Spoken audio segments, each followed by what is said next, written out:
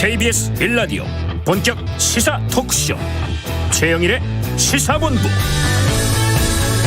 안녕하십니까. 최영일의 시사본부 시작합니다. 어제 오후에는요, 봉하마을에서 고 노무현 전 대통령 13주기 추도식과 추모제가 있었습니다. 자, 지방선거를 앞두고 민주당은 총집결을 했고요. 또 여당 인사들과 한덕수 국무총리를 비롯해서 새 정부의 인사들, 자, 그리고 문재인 전 대통령 내외 모습도 볼 수가 있었는데요. 자, 선거를 앞둔 여야 정치권의 이 노무현 정신 해석보다는 수많은 시민들이 방문해서 이 그리워하는 모습들 속에서 우리가 되새겨야 하는 노무현 정신은 무엇인가 생각을 해보게 됩니다. 자, 윤석열 대통령 화상으로 IPEF 회의에 참석을 했고요. 대중국 견제 13개 나라 프레임워크 창립 멤버로 참여를 공식화했습니다. 또 저녁에는 청와대에서 열린 열린음악회에 김건희 여사와 모습을 나타내기도 했죠. 자, 그런데 비슷한 시간 정호영 보건복지부 장관 후보자 결국 자진 사퇴를 했습니다. 자, 그런데 예상됐던 사퇴인데 왜 이렇게 늦어진 걸까요? 자, 이런 말이 나왔습니다. 협치를 위한 미랄이 되겠다. 지역사회 의료인으로 돌아간다. 자, 사퇴의 메시지인데 이 사퇴의 변도 국민 눈높이와 차이가 있다 싶습니다. 청와대 열린음악회는요, 엊그제 일요일 저녁이었죠. 네, 자, 최영일의 시사본부 출발합니다.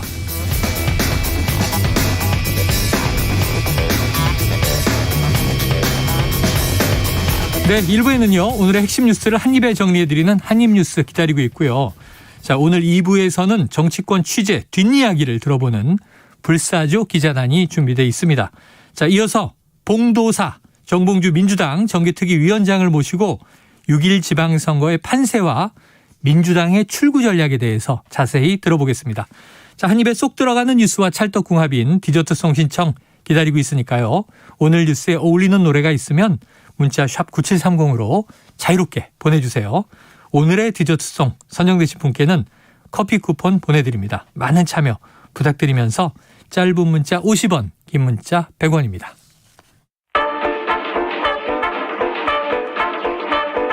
최영일의 시사본부 한입뉴스. 네, 오늘의 핵심 뉴스 한입에 정리해드립니다. 한입뉴스 박정호 오마이뉴스 기자, 오창석 시사평론가 나오셨습니다. 어서 오세요. 안녕하십니까. 오프닝에서 오보를 낼 뻔했어요. 열린음악회는 주말 밤에 하니까 네. 2박 3일 바이든 대통령 방한 끝나고, 그죠? 그날 밤에 열렸던 거고, 어제는 월요일 밤, 오늘은 화요일입니다. 자, 근데 이제 어젯밤에 정호영 복지부 장관 후보자의 자진 사퇴가 결국 나왔어요. 그런데 지금 이 시간 국회에서 굉장히 또 중요한 이슈가 하나 전개되고 있습니다. 일단은 이제 원내 다수당이 네. 국회의장을 맡게 되는데 지금 이제 박병석 의장의 임기는 끝나고 네. 신임 국회의장 지금 선출 중이죠. 어떻게 됐어요? 네, 오늘 오전 10시부터 민주당이 화상으로 비공개 온라인 의총을 하고 있는데요. 모인 게 아니군요. 네, 아직 결과는 안 나왔습니다. 네네. 네, 아마 12시 30분쯤에 나올 걸로 예상이 되는데요. 얼마 남았네요. 네, 국회의장 후보는 4명이에요. 네. 김진표, 이상민, 조정식, 우상호. 예. 4파전이고요. 부의장 후보가 2파전인데요. 변재일 의원과 김영조 의원의 후보로 나와 있습니다. 네, 바로 속보가 나와도 이상하지 않은 네. 이 12시 반경 나온다. 6분쯤 남았는데 오창석 평론가님, 신임 국회의장 누굽니까? 아직 결과가 안 나왔기 때문에 네네.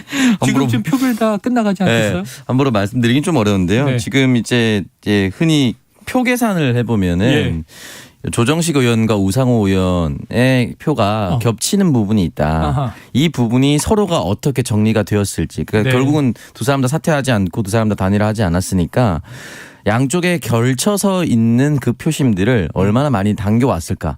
근데 당겨오지 못했다라고 한다면 전반기 국회의장을 양보했었던 김진표 의원이 무난하게 당선되는 가능성이 전 높다고 보고요. 네네. 다만 160에서 170석 정도의 이 투표를 했을 때 결선 없이 그냥 최다득표자가 그냥 바로 결정되는 구조 네. 아니겠습니까?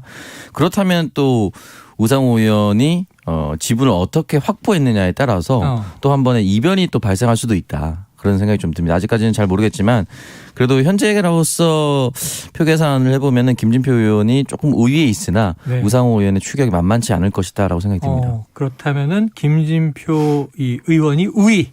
우상호 의원이 추격전을 펼친다. 네. 다만 이제 조정식 의원과의 이제 표가 어떻게 정리되느냐가 관건이다. 네. 알겠습니다. 자, 일단은 뭐 박정우 기자는 일전에 네. 김진표 의원이 이제 어떤 선수라든가 나이 면에서 가장 유리하다고 본다. 이렇게 얘기를 하셨었죠. 네. 그랬었나요? 제가 기억하지 않는데. 지난주에 그랬는데. 아, 그랬나요? 이거 불리한 기억은 지우는구나. 이분들이 다 기록에 있습니다. 네. 근데 이제 그 선수가 네. 김진표 의원이 이제 5선이니까 한 선이 더 높은데 네. 우상호 의원 같은 2번 떨어져가지고요. 아. 정치 대비는 네네. 사실은 이제 뭐 이낙연, 조정식 의원보다 우상호 의원 더 빠릅니다. 아, 그래요. 그게 이제 제가 듣기로 2000년 동기인가 뭐 그래요. 2000년 동기. 그래서 이제 밀레니엄 동기네요. 네, 그 2번을 떨어뜨리게 만들었던 지금 국민의힘 이성원 후보는 구청장 후보로 지금 또 나서고 있습니다. 네네. 네. 자, 일단은 잠시 후면 어쨌든 새로운 신임 국회의장이 나올 것 같고요. 자, 지금 하반기 국회는 어떻게 될 것인가 관건인 이제 초미에 집중이 되고 있는데 지금 이제 야당 권성동 원내대표는 이런 얘기를 했어요. 국회의장과 법사위원장은 서로 다른 정당이 맡아야 한다. 근데 일반적으로는 이게 또 이 전통적인 관리이긴 했죠. 네, 뭐 그래서 이제 권성동 원내대표가 계속해서 이거를 지적하고 비판을 하고 있는 상황인데, 그럼 뭐 관건은 이제 민주당이 어떻게 나올 것이냐 이게 중요하겠죠. 물론 이 지난해 7월에 여야가 합의를 한 건 법사위원장 자리를 국민의힘에 주는 쪽으로 네네. 합의가 하반기에 됐습니다. 넘긴다. 네, 근데 민주당이 지금 또 얘기를 들어보면 네네. 이게 원내대표 간의 협의 통해서 논의를 하는 거지. 그게 안 됐는데 어떻게 그걸 약속을 지키라고 하냐라고 네. 얘기하면서 법사위원장을 국민의힘에 주기 쉽지 않다 이런 입장을 또 내놓고 있어요. 그래서 권성동 원내대표가 여기에 대한 비판을 좀 하고 있는 상황이고요. 물론 이제 한덕수 총리 인준이 좀 된 상황이기 때문에 여야 협치 분위기가 있어요. 이거를 어떻게 살려서 원구성도 원만하게 할 것이냐, 네. 아니면은 좀 더 경론을 벌이면서 대치 상황이 이어질 거냐, 이거 좀 봐야 될 것 같은데, 이 하반기 뭐 국회의장 오늘 민주당이 선출하지만 이 의장단 선출과 함께 상임위원장 자리, 특히 법사위원장 자리를 누가 가져갈 것이냐, 어떻게 논의할 것이냐, 이게 앞으로의 좀 주목할 수 있는 그런 관점이 될 걸로 보입니다. 그래요. 이번 국회가 시작할 때는 2020년 총선이었으니까 지금 이제 민주당이 여당이었고 국민의힘이 야당이었는데 지금 정권 교체가 돼서 여야는 바뀌어 있지만 민주당이 워낙 다수당이다 보니까 국회에서는 계속 여당 같은 느낌도 있어요. 자, 어떻게 보십니까? 법사위원장 자리 어떻게 해야 될까요? 이제 법사위원장 자리가 결국은 이제 국민의힘 측에서는 가져오고 싶어 할 거예요. 왜냐하면 여소야대 국면이다 보니까 정부가 발의하는 것, 정부가 시행령으로 통해서 할 수 있는 것, 국회를 통과해야만 할 수 있는 것들이 분명히 차이가 있을 텐데 네.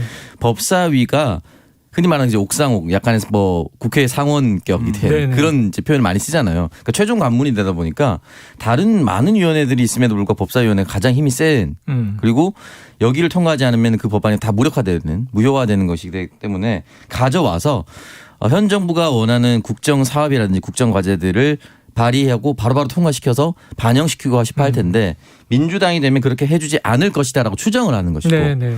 또 반대로는 민주당 입장에서는 우리가 생각했을 때는 이건 국민의 이익에 위배된다라고 하면 막아야 되는 거 아니냐 뭐 이렇게 얘기를 하고 있는 거 아니겠습니까? 그렇기 때문에 쉽진 않은데 저는 아마 민주당이 넘겨주지 않을 것 같다. 그러니까 말씀해 주셨다시피 네.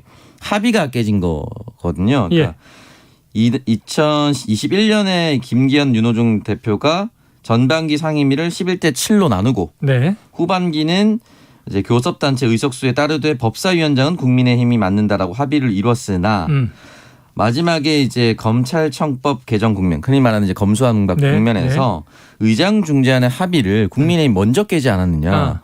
우리랑 같이 합의안도 깼는데 우리는 왜 그 전에 있는 합의안을 지켜야 되느냐. 이 논리가 하나가 있고 후반기의 국회 구성을 어떻게 전반기의 원내대표가 무슨 권한이 있다고 결정을 해서 따라야 되느냐. 새로 논의해야 한다. 이 논의가 있거든요. 네. 그래서 당분간은 진통이 이어지지 않을까. 이거 쉽게 내주진 않을 겁니다. 민주당에서. 그러니까 많은 청취자분들이 법사위원장 가지고 왜 이렇게 이제 사실 이번 국회 초에도 싸웠고 그래서 상임위를 다 보이콧하는 바람에 처음에는 이제 그렇죠. 당시 여당이었던 민주당이 다 맡았다가 나중에 분배하면서 지금의 합의가 나오게 된 건데 지금 법사위원장이 우리나라는 양원제가 아니지만 마치 미국의 또 일본의 상원 같은 역할을 한다. 그리고 옥상옥이다. 그래서 민주당은 이런 얘기 한 거 아니에요? 좀 이제 이 규정 바꿔서 법사위가 이 축자 심사, 자구 심사만 하게 되면 어떤 권한을 좀 내려놓으면 뭐 여가 맞든 야가 맞든 상임위 중에 하나가 되는 거 아닌가? 가능성이 있습니까? 근데 사실은 화장실 들어갈 때랑 나올 때 마음이 좀 다르잖아요. 아유, 죄송합니다. 점심시간인데. 네네. 그래서 딱 점심시간이에요. 네, 아이고. 민주당이 사실은 여당일 때와 야당일 때 생각이 좀 다를 수가 있을 것 같아요. 네. 제가 볼 때. 물론 국민들이 볼 때는 왜 약속 안 지키느냐 할 수가 있는데 또 야당 입장에서는 이건 또 국민의힘이 야당일 때도 같은 주장을 펼쳤죠. 네. 이게 밀어붙이식으로 여당이 다 가지고 있으면은 결국 피해를 보는 국민이다. 이런 주장을 펼치게 마련이거든요. 그래서 민주당도 이런 생각을 하고 있기 때문에 결국 이제 법사위원장 자리를 쉽게 내놓지 않을 것 같고 아까 말씀하신 것처럼 법사위원장 이 법사위의 이 권한을 역할을 좀 바꾸면 되는 거 아니냐 이런 얘기를 하고 있는데 네. 이것도 이제 민주당이 과반 의석을 가지고 있기 때문에 바로 이 실행이 되기 쉽지 않다 생각이 듭니다. 네. 이게 정치가 쉽지 않네요. 바뀐다. 합의가 깨지기도 하고 화장실 비유를 들어주셨습니다만. 알겠습니다. 자, 국회의장이 일단 누가 선출되는지와 법사위원장 여야가 어떻게 결말 짓는지 지켜봐야 될 것 같습니다. 자, 결국 이제 잠깐 말씀드렸지만 어제 저녁이었어요. 정호영 후보자 결국은 자진 사퇴가 나왔어요. 시간이 굉장히 길었는데 네. 민주당과 국민의힘은 입장이 많이 다르죠? 그렇습니다. 민주당에서는 이 정호영 후보자 사퇴 얘기가 나온 다음에 만시지탄이다 이렇게 얘기를 했어요. 만시지탄 무슨 뜻이죠? 예, 너무 늦었다는 거죠. 네, 예, 늦었다. 이 너무 늦게 이렇게 결정하는 늦었다 그러지 왜 어렵게 사자성어를 써요? 그러게 말입니다. 그래서 너무 늦은 결정이다, 늦은 사퇴다라고 얘기를 하고 있고요. 그러니까 정 후보자의 사퇴를 여기까지 끌고 온 이유를 모르겠다. 이렇게 또 역공을 펼치는 모습도 있었습니다. 네. 그러니까 의혹이 컸는데 끌고 온 것 자체가 이해가 안 된다. 불통 인사에 대한 국민적 비판을 면하기 어려울 거다 이렇게 주장을 했고 그랬더니 국민의힘의 권성동 원내대표는 오늘 기자들과 만나서 늦지 않았다. 늦었다고 생각하지 않는다. 이렇게 반박을 했습니다. 그래서 어떤 논리냐면 정 후보자 같은 경우는 청문회 과정에서 불법이나 부당한 행위가 드러난 게 전혀 없다. 하지만 국민의 눈높이에 맞지 않는다는 이유로 이렇게 물러난 거다. 의견 수렴해서 임명하면 곤란하다는 의견을 여당에서 대통령실에 전달했고 그게 반영된 거다. 이런 입장을 보였습니다. 자, 두 개의 질문이 나왔네요. 자, 민주당 입장에서 오평론가님 네. 왜 이렇게 사퇴가 늦어진 걸까요? 이걸 저는 일단 좀 이해할 수가 없고요. 정말 늦었다라고 생각이 드는 표현도 전 적절치 않다. 임명되지 않았어야 한다. 애초에. 왜냐면 임명은 이건 안 됐잖아요. 그러니까 이제 지명되지 말았어야 한다. 지명이 되지 말았어야 된다. 네네. 그러니까 이 논란 자체가 한두 가지가 아니고 아빠 찬스라는 표현이 지금 자녀죠. 아들과 네. 딸 진학 문제가 다 터졌었고요. 아들이 근무가 아니고 이제 이 논문을 쓸 때 네. 다른 사람의 논문을 그대로 차용해서 썼다는 내용도 있고요.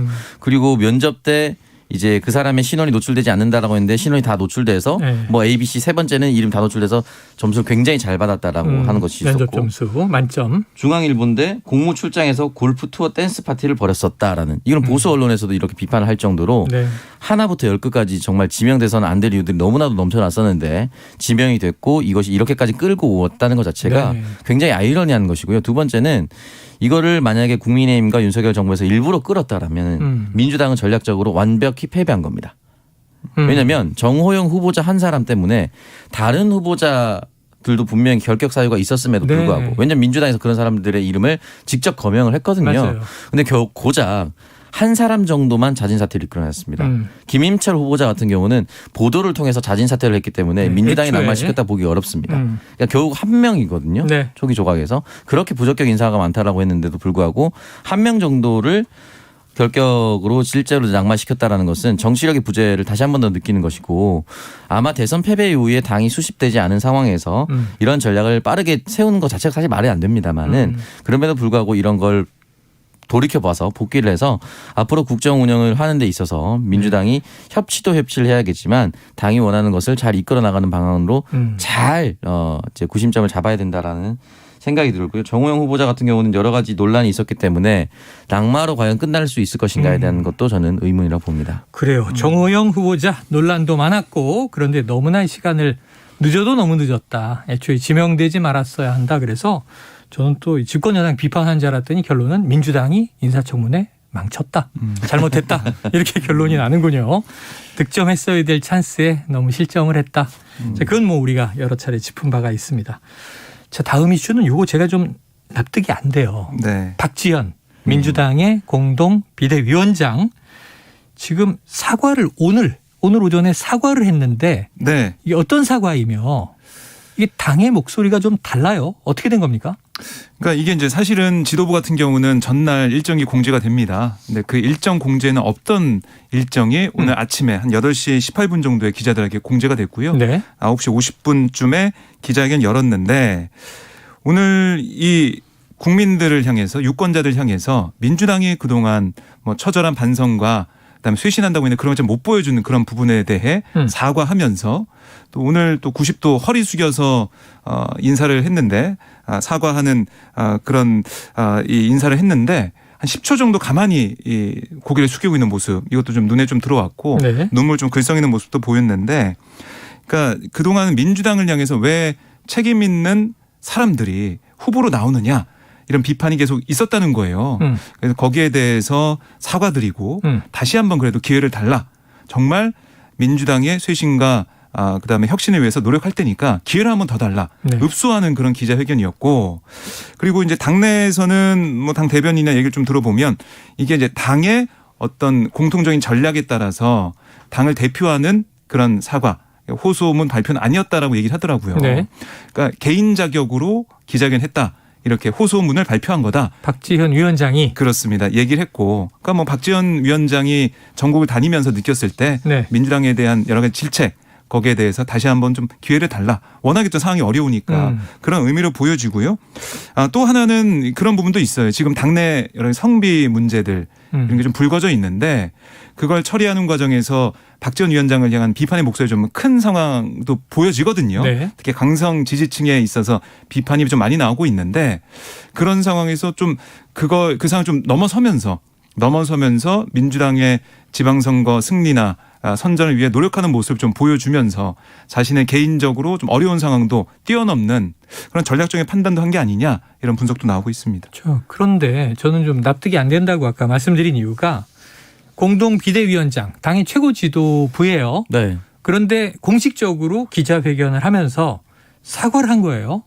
그런데 당에서 저 개인적인 자격이고요. 당의 공식사 아닙니다라고 하면 이 사과는 폄훼가 되잖아요. 네. 아까 얘기한 대로 민주당이 잘못한 게 많은데 기회를 주십시오라고 읍소하는 거라면 선거 전략 차원에서 뭐 해볼 만한 시도인데 당에서 이거를 비토하면서 오히려 사과와 이 읍소의 가치를 깎아내리면 이게 될 전략도 안 될 판이 아니냐. 네. 왜 이러나 싶은 거거든요. 뭐 그렇게 보일 수밖에 네네. 없다라는 것이고. 왜 그렇게 된 거예요? 이게 결국은 이제 서로 팀플레이가 안 되고 있는 거예요. 네. 현장에 있는 사람이 간절하게 호소를 해달라고 얘기하는 것과 가장 잘 보이는 곳에 있는 당대표격인 비대위원장이 공중전을 할 때 네. 사과를 하는 것의 메시지는 다릅니다. 네. 그러니까 사과를 하게 된다면 국민들 입장에서는 저 사람이 잘못한 사람, 잘못한 세력으로 낙인이 찍히는 거예요. 도와주십시오. 간절하게 응원해 주십시오. 한 표만 더 주십시오 하는 엎드리는 자세와 사과하는 자세는 다른 거거든요. 네. 여기에 대해서 간극이 있는데 이 간극을 현장에서 실제로 선거를 뛰고 있는 플레이어들, 그러니까 후보자들과 해당 지역위원장들과 국회의원들에게 동의를 구하지 않고 치고 나갔던 부분이 있기 때문에 네네. 다른 부분에서 반발이 있을 수밖에 없는 상황인 것이고요. 저는 잘못한 부분에 있어서 사과를 하는 것이 잘못됐다고 생각하지는 않습니다만 예. 선거 국면에서 사과를 통해서 뚫고 나가는 전략과 읍소하는 전략은 완전히 다릅니다. 그렇기 때문에 그 부분에 있어서 박지원 위원장이 이 다른 현장에 있는 사람들의 마음을 못 헤아렸다라고 냉정하게 말씀드리는 게 맞는 것 같아요. 만약에 한다라고 한다면 비대위원장과 더불어서 다른 모든 사람들이 사과하는 자리를 만들고 지금부터 다시 시작하겠습니다. 네. 라고 하는 것이 맞는데 지금 조만간 며칠 있으면 바로 사전투표입니다. 그렇죠. 사전투표 며칠 앞두고 당대표격인 비대위원장이 나와서 사과합니다. 잘못했습니다라고 얘기하면 그 이미지만 남아요. 네네. 사과하겠습니다. 다시 기회를 주십시오. 이 뒷문장은 사라지고요. 사과합니다만 남아요. 그러니까 이게 정치인의 메시지가 나의 의도로서 정확하게 전달되기 위해서도 정치인의 언어를 쓰는 숙련의 기간도 필요한 거거든요. 네네. 그건 국회의원들도 마찬가지인데 박지원 비대위원장 같은 경우는 이 직책에 비해서 정치 경력이 사실은 짧아요. 그러니까 기간을 제가 말씀드리는 겁니다. 그러다 보니까 나의 의도, 나쁜 의도로 했다고 생각하지는 않아요. 왜냐하면 당대표이기 때문에. 그러나 이 의도와 현실로 반영하는 이 간극을 좀 주변에서 좀 조언을 해줄 때 좀 부족하지 않았나라는 생각이 들고 당장 내가 후보로 뛰는 사람들 입장에서는 저 한마디로 내가 바람이 마을에서 이상이 불어서 떨어질 수도 있는 상황에서 분노할 수밖에 없는 거죠. 그 부분이 지금 계속해서 엎치락뒤치락 나오고 있다라는 자, 생각이 듭니다. 현장과 지도부의 팀 플레이가 손발이 잘 맞지 않았다. 그리고 이제 박지원 이 위원장이 좀 개인 플레이를 한 것 같다. 이런 추정, 거기에 대해서 선긋기를 한 것이다. 한번 이게 어떤 효과를 가질지 지켜보도록 하죠. 사실은 아침에 제가 속보를 이렇게 보니까 한 줄로 정리되는데 깜짝 놀랐어요. 왜냐하면 개항을 이재명 후보에 대한 사과처럼 속보가 떠서 네. 이걸 지금 며칠 후에 선거인데 이걸 지금 사과하면 문제 아닌가? 근데 이제 내용은 그게 아니었는데 네. 여러 가지 좀 혼선이 있는 것 같습니다. 자, 지금 현재 12시 41분을 향해 가고 있는 시간인데요. 점심시간에 교통 상황을 알아보고 계속 이어가겠습니다. 교통정보센터의 이승미 리포터 나와주세요. 네, 이 시각 교통 상황입니다. 남해고속도로 부산 방향으로 창원 1터널에서 승용차 관련 추돌 사고가 났습니다. 1차로 막고 처리 작업하고 있는데요. 여파 있습니다. 하만 2터널에서 창원 1터널 쪽으로 정체입니다. 중앙고속도로 대구 방향으로는 대동요금소에서 작업 여파로 1km 구간 정체되고요. 중부 내륙고속도로 양평 방향으로 창녕 부근 1, 2차로에 장애물이 떨어져 있어서 주의하셔야겠습니다. 이후 괴산에서 충주 사이 2차로에서 비탈면 보수하고 있는데요. 현재 조곡터널에서 매현 2터널까지 2km 구간에서 여파받고 있고요. 영동고속도로 강릉 방향으로 반월터널에서 부곡까지 9km 구간 정체입니다. 용인에서 양지터널 쪽으로도 밀리고 있고요. 서양고속도로는 목포 방향으로 안산분기점에서 순산터널까지나 팔탄분기점에서 3km 구간 막힙니다. KBS 교통정보센터였습니다.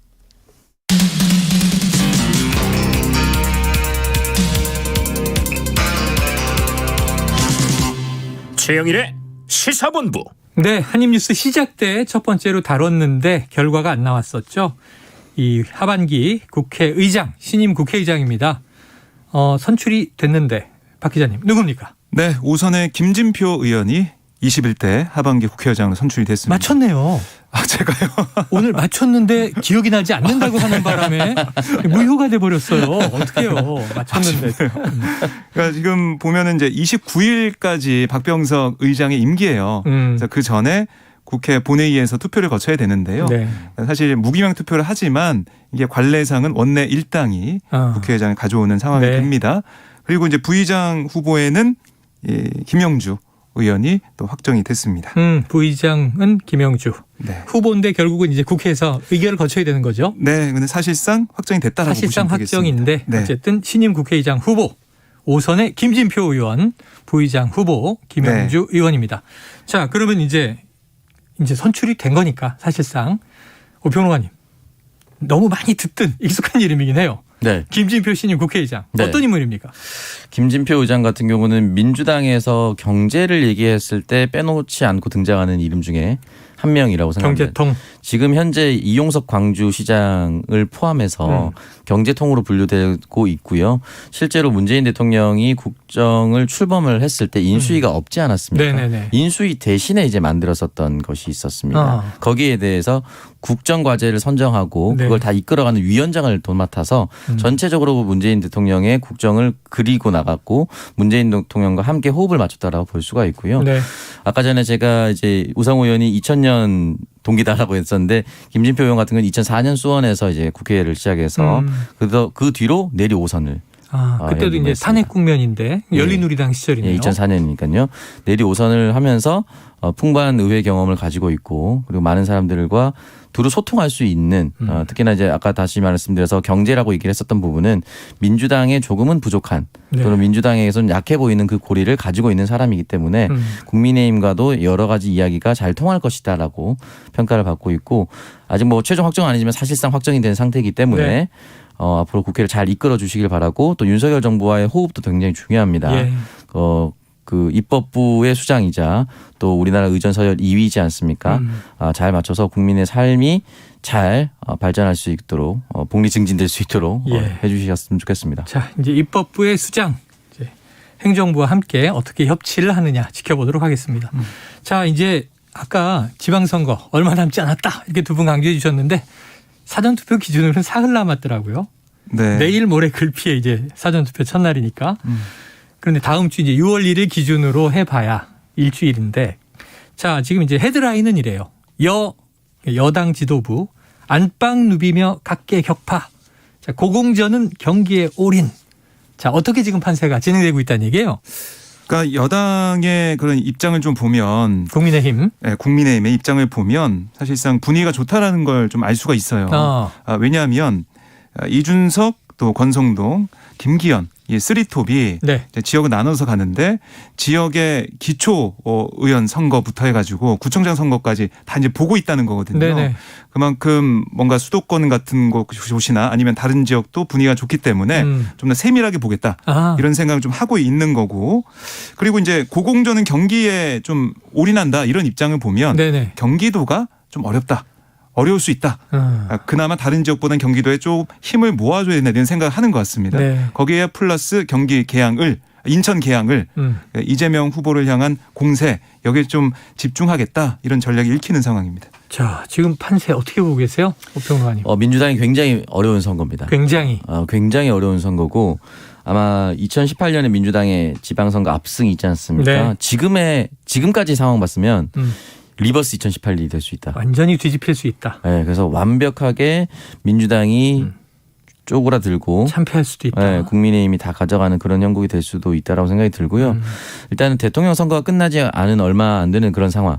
아직은 새로운 신임 대통령에게 국민들이 지지를 많이 보내주는 상황과 미국 대통령이 와서 한미 정상회담을 또 하고 또 뭐 경제 발전에 대해서 얘기를 하고 그러니까 안보 동맹만 얘기했으면 잘 모르겠는데요. 네. 경제 발전 얘기를 많이 했어요. 그렇죠. 그게 굉장히 컸다고 보거든요. 국민들의 염원이기도 하고요. 그렇기 때문에 그런 두 가지와 플러스 민주당에게 있었던 뭐 여러 가지 기대치들이 인사청문회 국면이나 다시 똑같은 얘기입니다. 사실은 정호영 장관 내정자 지금 낙마했지만 인사청문회 과정에서의 그 실망감이라든지 이런 부분에 있어서 누적이 되다 보니까 상대적인 효과거든요. 훨씬 더 커 보여요. 저쪽이. 그러다 보니까 아마 민주당에게 굉장히 어려운 선거고 뭔가를 얘기하기가 좀 쉽지 않아요. 지방선거 후보자가 이걸 우리 지역에 유치하겠습니다라고 얘기하면 바로 지나가던 시민이 돈 결국은 정부에서 타오는 거 아니야?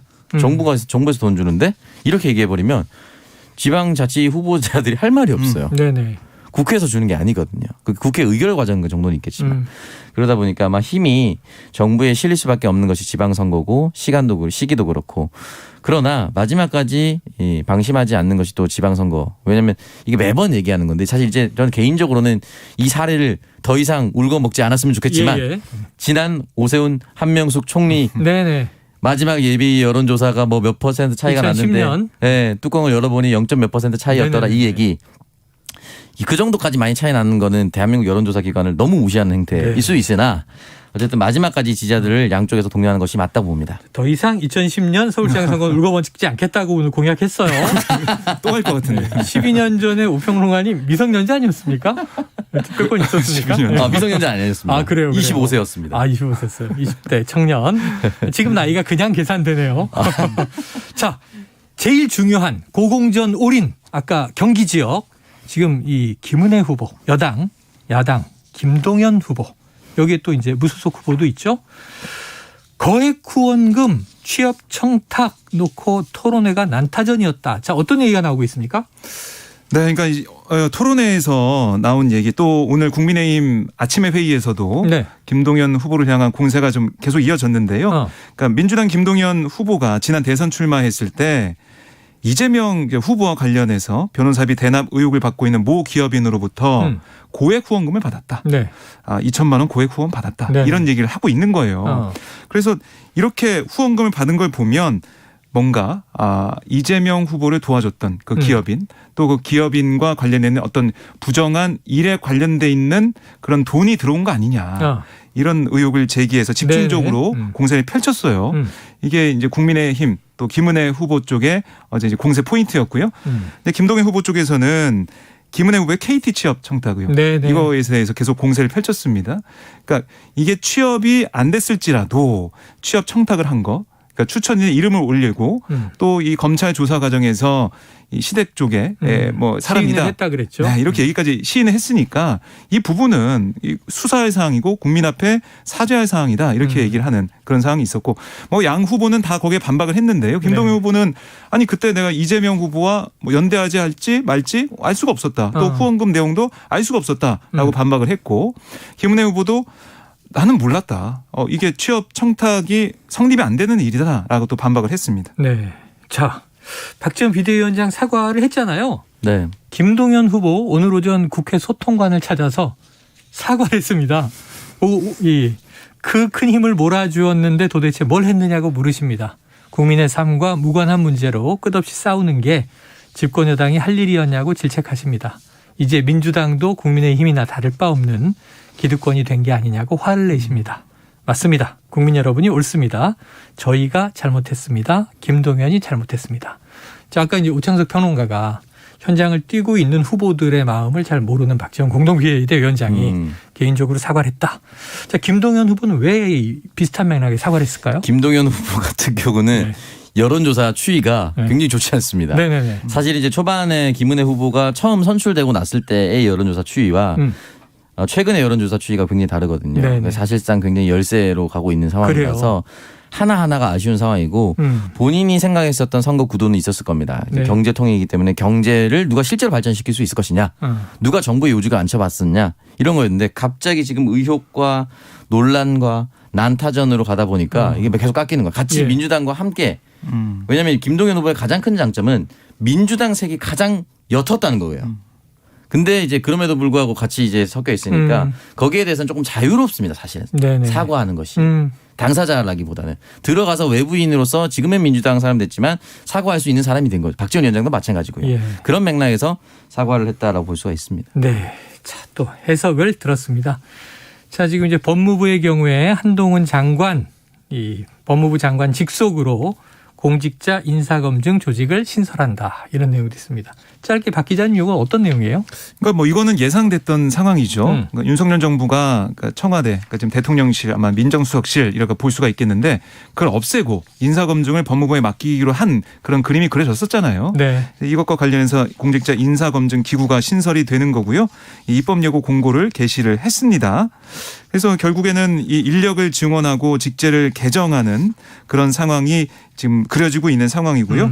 인사정보관리단장의 법무부 장관 직속이 되는 거고 인사검증 조직에는 최대 4명의 검사를 포함해서 네. 20명이 합류할 전망인데 이렇게 되면 결국 인사검증의 그 권한도 가지고 수사의 권한도 가지고 여러 가지로 법무부의 권한이 더 막강해지는 게 아니냐 이런 네. 얘기가 나오고 있습니다. 알겠습니다. 과거에는 이게 또 민정수석실이 일부 하던 업무를 법무부가 이관받는 측면도 있는 것 같아요. 자, 오늘 한입뉴스는 여기서 정리하겠습니다. 박정호 오마이뉴스 기자, 오창석 시사평론가 오늘 고맙습니다. 고맙습니다. 자, 오늘 시원한 디저트송이 들어왔습니다. 청취자 8771님, 윤종신의 팥빙수.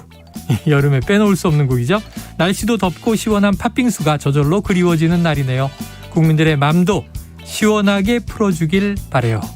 자, 커피 쿠폰 보내드리고요. 노래 듣고 2부로 돌아옵니다. 서서히 졸인다 졸인다 빙수용 미생얼음 냉동실 안에 꽁꽁 단단히 얼린다 얼린다 부르츠 칵테일에 국물은 따라내고 과일만 건진다 건진다 체리는 꼭지 체리 체리는 꼭지 체리 깨끗이 씻는다 씻는다 팥빙수 팥빙수 난 좋아 열나 좋아야 팥빙수 팥빙수 여름엔 왔다야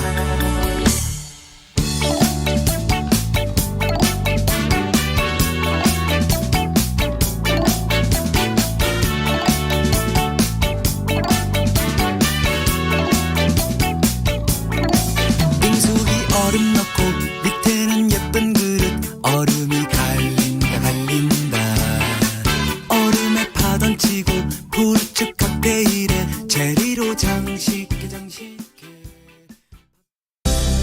5월 19일부터 공직자의 이해충돌 방지법이 시행됩니다. 이해충돌 방지법은 공직자가 자신과 가까운 사람에 대해 직무 수행을 할 때 스스로 신고하고 회피하도록 함으로써 불필요한 오해에서 벗어나게 해줍니다. 또한 부동산을 개발하는 공공기관의 공직자는 자기 소유의 부동산이 개발구역 안에 있다면 이를 신고해야 하고 자신에게 민원을 신청한 퇴직자와 골프를 치거나 여행을 갈 때에도 신고해야 합니다. 공직자의 이해충돌 방지법이 더 공정하고 청렴한 공직 문화를 만듭니다. 이 캠페인은 국민권익위원회와 함께합니다.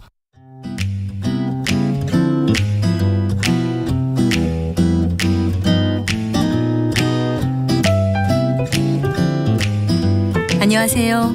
바른말 고운말입니다. 나이가 같은 사람을 두고 동갑이라고 하지요. 이것은 60갑자가 같다는 뜻으로 한동갑이라고도 합니다. 또 띠가 같은 사람을 가리켜서 띠동갑이라고 하고요. 주로 12살 차이가 나는 경우를 이릅니다. 신랑과 신부의 나이 차이가 많이 나서 띠동갑인 경우도 종종 볼 수 있지요. 나이를 뜻하는 표현 가운데 어깨동갑이라는 말도 있습니다. 어깨동갑. 이것은 무엇을 뜻할까요? 1살밖에 차이가 나지 않아서 동갑이나 다름없는 나이 또는 그런 사람을 가리켜서 어깨동갑이라고 합니다. 이 말에는 나이 차이가 적어서 어깨 높이가 비슷한 그런 동갑이라는 뜻이 담겨 있다고 볼 수 있습니다. 어깨동갑과 비슷한 표현으로는 자치동갑이 있습니다. 여기서 자치는 원래 한자쯤 되는 물건이라는 뜻인데 더 나아가서 차이가 얼마 안 되는 것을 뜻하게 된 것입니다. 그러니까 1살 차이가 나는 동갑이라는 뜻인데 위아래로 1살은 나이 차이를 별로 못 느끼기 때문에 동갑으로 대했다는 이야기가 있습니다. 동갑이 나이와 관련 없이 쓰이는 것 가운데는 해동갑이라는 표현이 있습니다. 이는 해가 질 때까지의 동안이나 어떤 일을 해질 무렵까지 계속함을 뜻하는데 예를 들어서 나는 오늘 해동갑으로 밭일을 했다라고 하면 해가 질 때까지 밭일을 했다는 뜻입니다. 바른말 고운말 아나운서 변희영이었습니다.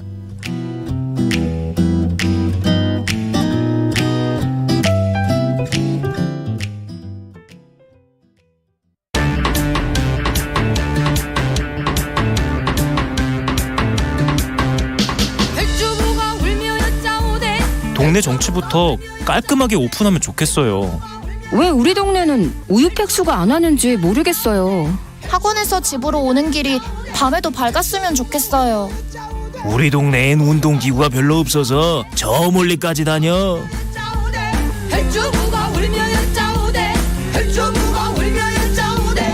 내가 더 잘 살기 위해, 우리 가족의 편의를 위해, 우리 동네의 발전을 위해 6월 1일 제8회 전국 동시 지방선거. 우리 동네를 위해 투표하세요. 내 삶을 바꾸는 선택. 2022 지방선거 개표방송 KBS 1라디오와 유튜브로 생중계됩니다. 해를 따보아 한이 들었으면 조련이와 만일에 간이 없고 보면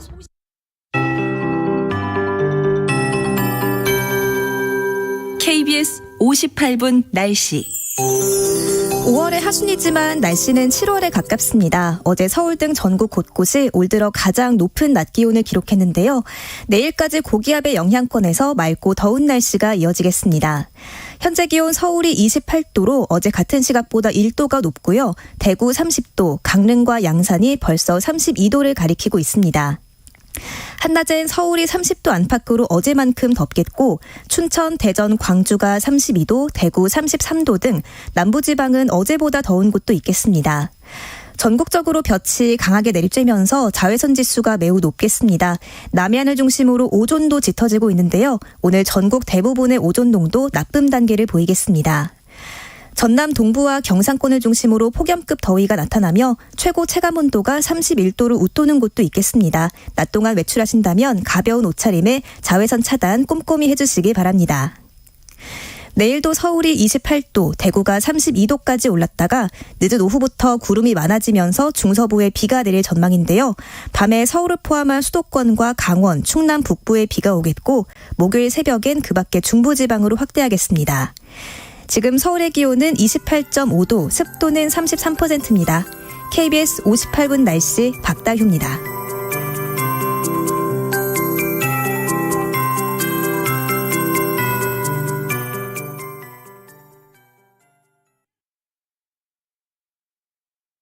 정성을 다하는 국민의 방송 KBS가 한시를 알려드립니다.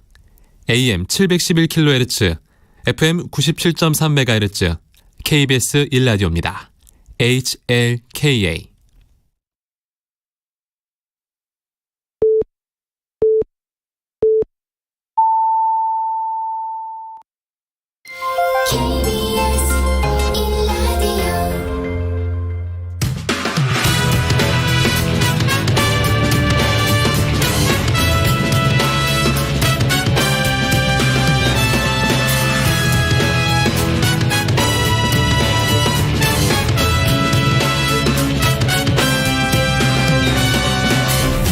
KBS 1라디오 최영일의 시사본부.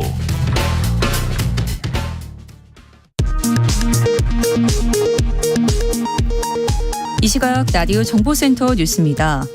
민주당은 오늘 화상의원총회를 열어 소속 의원들의 온라인 투표 결과 후반기 국회의장 후보로 김진표 의원이 선출됐다고 밝혔습니다.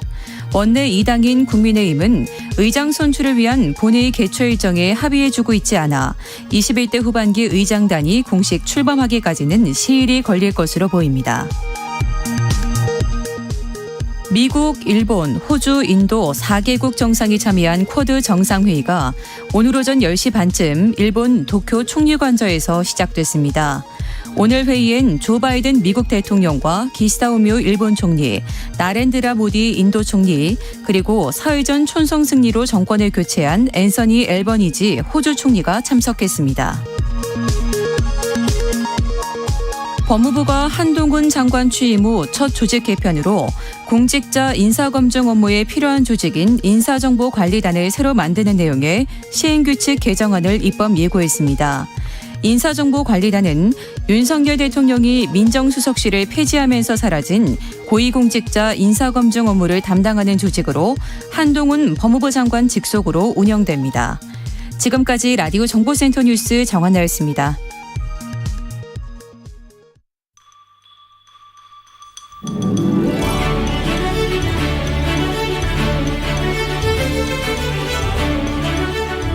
네, 이렇게 우아한 음악과 함께 매주 화요일에는요, 여야 정당 출입 기자들과 정치권 취재 이야기, 특히 뒷이야기를 듣는 불사조 기자단이 마련되어 있습니다.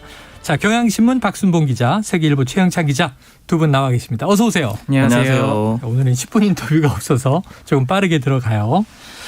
자, 이게 사실 한미정상회담 끝나고 이제 인사 문제도 어느 정도 정리가 됐고, 정호영 후보자 어제 사퇴했고, 그래서 뉴스가 없나 그랬더니 뉴스가 많아요. 지금 국회의장 선출 문제 속보로 터지고 또 지방선거 얘기. 자, 박 기자님, 그동안 버티고 버티던 정호영 후보자 지명 43일 만인 어제 밤늦게 물러났고, 자진 사퇴 형식이지만 흔히 우리가 추정컨대 사실상은 경질 아니냐, 인사권자의 뜻이 담겨 있는 거 아니냐, 맞습니까? 네, 이제 저도 어젯밤에 또 당직이어가지고 하필 정호영 후보자가 네. 입장문을 내는 거를 실시간으로 봤는데 아이고. 기사를 바로 썼거든요. 기사를 쓸 때 이제 경질이란 표현을 넣을 때 사실상을 뺄까 이런 고민도 좀 많이 했어요. 왜냐하면 이제 완벽한 좀 경질이다 이런 판단이 좀 들었기 때문인데, 일단 이렇게 보고 있는 이유는 기본적으로는 흐름을 좀 짚어보면은 저희가 이제 방송에서도 쭉 얘기했었는데 흐름을 짚어보면 알 수가 있는데요. 일단은 당선인 시절부터 윤석열 대통령이 당선인 시절부터 계속해서 당내나 아니면 대통령실에서는 정호영 후보자가 물러나야 된다라는 얘기들이 있다 이렇게 좀 전해드렸었고, 그리고 실제로 정호영 후보자한테 대통령실 관계자들이 많이 좀 자진 사퇴를 해달라는 그런 내용을 많이 전달을 했었어요. 그런데 정 후보자 본인이 버텼고, 그리고 결정적으로 본인만 버텨서 되는 게 아니고 윤석열 대통령도 후보자 본인이 결단하지 않으면은 이제 자신도 내치지는 않겠다 이런 정도의 기류였기 때문에 그동안 지켜보겠다 이런 얘기 나왔었죠. 네, 그래서 이제 한 40여일간 43일 정도가 끌어지게 된 건데 결국 결정타는 기류가 결정적으로 바뀌게 된 거는 이제 그 한덕수 국무총리가 국회에서 인준이 되면서 윤석열 대통령으로서도 좀 더 이상 버티기가 좀 어려웠을 것이다 이런 얘기들이 많고, 그리고 실제로 인준 이후에 기류가 굉장히 강해졌고, 어제 국민의힘의 이 권성동 원내대표의 발언 같은 걸 보면은 당내에서 길을 열어주는 그런 그림이거든요. 그러니까 정호영 후보자의 자진 사퇴 쪽으로 길을 열어주고, 그리고 윤석열 대통령이 직접 언급은 하지 않지만 어쨌든 이렇게 물러나게 되는 그런 그림이었고요. 그리고 이제 이런 측면이 있어요. 이제 예전에 눈치 싸움이다 이런 얘기를 좀 말씀을 드렸었는데, 이제 민주당 입장에서는 최대한 발목 잡기 프레임에 안 걸리면서 견제를 해야 되는 거고, 윤석열 대통령 입장에서는 최대한 강행하지 않는 것처럼 하면서 내각 구성을 마무리를 해야 되는 거잖아요. 결국 이제 하나씩 주고받고 이런 그림인데, 한덕수 총리를 받았기 때문에 정호영 후보자를 강행시키는 건 굉장히 불리한 그림이었을 겁니다. 내줘야 하는 상황이었다. 네. 그리고 또 마지막으로 하나만 좀 짚어보면, 이제 사전에 교류는 충분히 있었던 걸로 보입니다. 당이나 윤석열 대통령이나 이제 정호영 후보자 간 사이에요. 왜냐하면 이제 정 후보자의 입장문을 보면은 한 70% 정도의 내용이 다 자신에게 제기된 의혹을 반박하는 내용이에요. 그러니까 처음에 이제 사퇴하겠다는 입장을 내놓고 나머지는 의혹에 대한 다 반박인데, 오늘 권성동 원내대표 발언 보면은 이제 그 논평도 그렇고요. 국민의힘의 전체적인 기조는 분명히 뭐 불법으로 들어갔거나 부당행위가 팩트로 나타난 건 없다. 다만 국민 정서상 물러난 거다. 그러니까 네. 일종의 명예를 지켜주는 그런 그림으로 계속 만들고 있거든요. 그러니까 이런 얘기들은 상당히 주고받았을 걸로 보입니다. 그래요. 결국 이제 윤석열 대통령 출근길에 기자 질문에 시간이 좀 필요하다. 이런 또 완곡한 표현도 등장을 하고 해서 말씀하신 대로 좀 퇴로를 열어주는데 본인이 결단하는 데 시간이 필요한가 보다 이런 생각을 했었죠. 자, 최 기자님, 민주당 입장에서 지금 인사청문회 한 방 없었다. 민주당이 완패다. 심지어 이런 얘기도 있어요. 마지막에 정호영 후보자의 낙마 이게 끝으로 나오긴 했습니다만 민주당 내에서는 오히려 좀 더 버텨주길 바라는 분위기도 있었다. 이렇게 들리는데 이게 이제 곧 다가오는 지방선거 때문 아니겠습니까? 뭐 그런 면이 없지 않아 있고 윤석열 대통령이 불통과 독선과 오만이다 이렇게 많이 강조를 해왔기 때문에 민주당 입장에서는 그래서 한덕수 국무총리는 비록 우리가 가결시켰지만 정호영 후보자를 정말 설마 강행을 하나? 임명 강행하나? 네, 왜냐하면 여의도 기존 문법대로 하면 진작에 물러났어야 되는데 네. 계속 버텼잖아요. 그리고 대통령도 직접 임명을 하고 싶어 했고 어찌됐든 아마 주변에서 굉장히 설득 끝에 결국 이렇게 결정이 된 것 같은데 뭐 그 점에 있어서 일단 변수로 작용하지 않고 상수로 작용했기 때문에 네. 좀 아쉬운 감은 없지 않았는데 이것도 많이 늦었다. 진작 내려갔어야 할 사람인데 왜 지금까지 버틴 게 국민을 뭘로 보는 거냐 뭐 이런 식의 비판이 나오고 있습니다. 그래서 민주당은 이제 만시지탄 이렇게 이제 이야기를 한 거고요. 자, 어찌 보면 윤석열 대통령 당선인 시절부터 대통령 취임한 이후 지금까지 좀 본인의 의지를 강하게 밀어붙이는 게 있어요. 인사 스타일은 그렇다. 그런데 또 어떤 면에서는 야당에 대해서 이제 협치하기도 하고 네. 국회 시정연설 때는 상당히 좀 이렇게 고개를 낮추는 모습도 네. 보이고 일종의 이제 강원 전략이다 이런 표현이 등장을 하는데 오늘 하반기 신임 국회의장이 김진표 의장이 사실상 확정됐습니다. 전국에 어떤 영향 줄 걸로 보세요? 지금 이제 민주당에서 사실 선출을 한 거죠. 그리고 그렇죠. 이제 이 문제는 원구성 협상하고 연결이 돼 있는 건데 그렇죠. 이제 원구성 협상을 해야지 최종적으로 여야 간에 합의해서 국회의장을 선출할 수가 있는 거죠. 근데 이제 말씀하신 대로 강원 전략이 있는데 어떤 이슈는 강하게 나가고 어떤 이슈는 부드럽게 나가는 거란 말이에요. 원구성 협상 문제는 어떨까 이걸 좀 짚어보면 네. 강하게 나갈 가능성이 큽니다. 그러니까 이제 국민의힘이 강하게. 네, 국민의힘 내지는 뭐 윤석열 대통령이 직접 의견을 표명하지는 않지만 네. 여권이 강하게 나설 가능성이 크고 즉 요거는 이제 전국 경색에 또 연결이 될 수 있는 가능성이 큰데 어떤 측면에서 그러냐면은 강하게 나가는 전략들이 어떤 거냐 이런 거 보면 대표적으로 인사 문제고 특히 대표적인 게 한덕수 국무총리 후보자 시절의 인준 문제잖아요. 네네. 어떤 의미냐면 이게 만약에 버텼을 때 야당의 발목 잡기 프레임이 굉장히 뚜렷하다.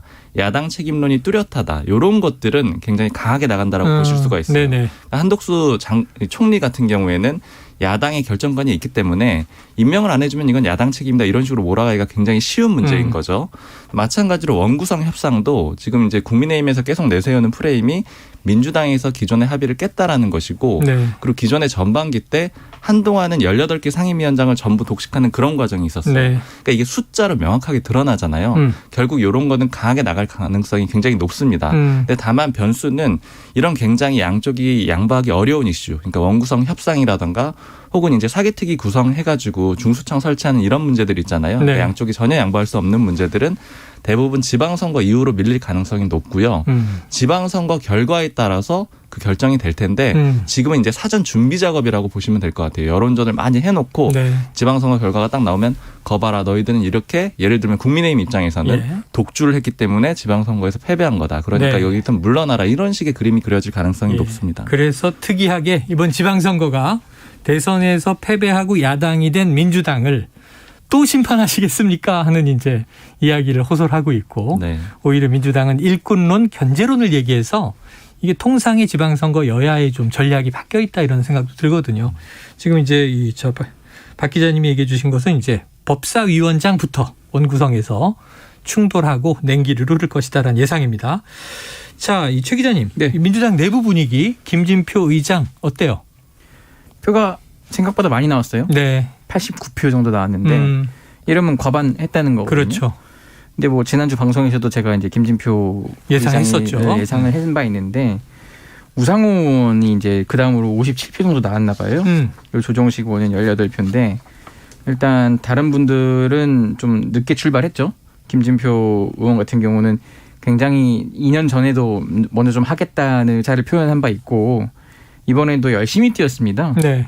법사위 안건조정위원회에 들어가서 이제 땅땅땅 두드릴 정도의 그런 어르신께서 네네. 열정과 투지를 보여준 그 바 장면이 있고. 나왔죠. 네, 그리고 당내 의원들로부터도 나름 좀 뭐 호평을 받는 것도 있고 물론 초재선 의원분들이 좀 너무 좀 무른 거 아니냐 이런 식의 조금 이 시선을 보여가지고 사실 어쨌든 다선 의원이라 예. 스타일이 있는데 이 노무현 정부나 문재인 정부에서 역할했음에도 불구하고 네네. 민주당 내에서는 좀 보수 성향 아닌가? 이런 이제 얘기를 많이 들었었죠. 실제 보수 성향이고요. 네. 제가 이제 예전에 20대 국회 때 법안 표결에 의해서 이제 스펙트럼을 분석한 바 있는데 굉장히 이제 민주당 의원들 중에서 오른쪽에 있는 분이에요. 네네. 그렇기 때문에 거꾸로 보면 이제 국회 전체로 봤을 때는 이분이 여야를 다 아우를 수가 있는 거죠. 저쪽도 한 발 양보하게 네. 하고 이쪽도 네. 한 발 양보해서 우리가 중재안 타협안을 내보자. 이게 오히려 국민의힘 새 여권과의 협치는 좀 더 수월하게 갈 수 있다. 네. 좀 이런 전망이 나오고요.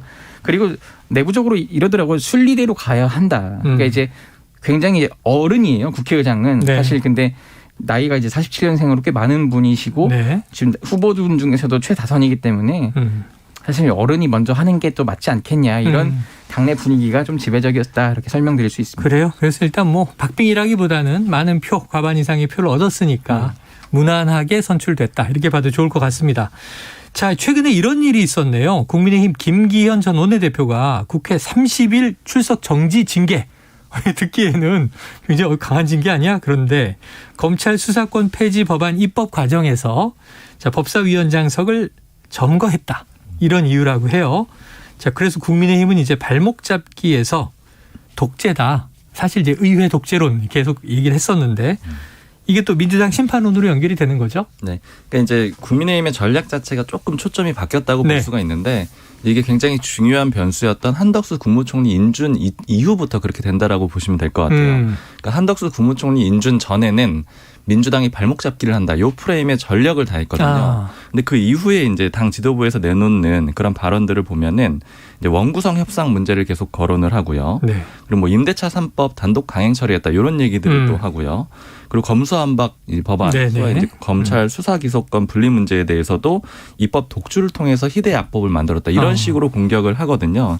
그러니까 이 얘기는 뭐냐면은 한덕수 총리를 인준을 해줬기 때문에 발목 잡기 프레임을 계속 쓰기는 명분이 좀 약한 거예요. 그렇죠. 그 명분이 빠졌기 때문에 대신에 민주당이 독주를 하고 있다. 즉 타겟을 좀 바꿔가지고 의석이 또 많다. 이런 점을 계속 부각시키는 그런 전략으로 바꾸고 있는 거고요. 네.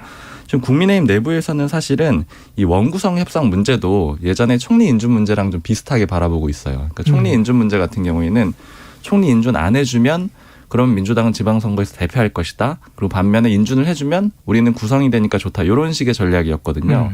원구성 문제에서도 이 국민의힘 내부에서는 국회의장까지는 당연히 이제 거론을 하지 않고 법사위원장은 줘라. 이런 얘기거든요. 법사위원장만 주라. 이런 얘기인데 그걸 안 하게 될 경우에는 총선까지 연결이 될 것이다 이것이. 왜냐하면 한 2년 정도의 기간이 또 흐르게 되잖아요. 그러니까 총선에서도 압승을 하는 그런 그림이 될 것이다. 이렇게 수도권 당협위원장 몇 명이랑 얘기를 해봤더니 이런 얘기들을 하더라고요. 그러니까 전략이 비슷합니다. 민주당이 강하게 나오면은 그러면 그걸로 인해서 심판론, 그러니까 야당 심판론이 불 수가 있는 거고, 그리고 그렇게 나오지 않고 법사위원장을 주면 이제 그 권한을 갖게 되니까 좋은 거고, 이런 식의 전략입니다. 야, 지금 박순봉 기자님의 해석을 들으면서 보통 여당이 수세고 수성을 하고 야당이 막 공격수 역할을 하는데 지금 양상이 총선까지 언급한 걸 보면 상당히 여유 있게 지방선거 이기고 총선에서도 다수 의석을 뺏어온다. 좀 중장기 전략을 가지고 여당은 여유 있게 공세를 막 펴는 것 같고요. 스매싱을 막 때리는 것 같고 지금 야당의 상황은 좀 많이 다릅니다. 바로 다음 주제가 그건데 지금 더불어민주당이 이번 그 지방선거 전략이 살려달라.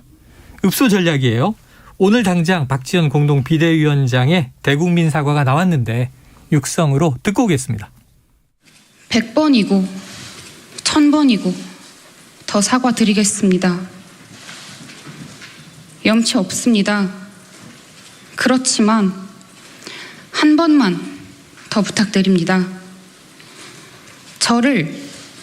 저 박지원을 믿어주십시오.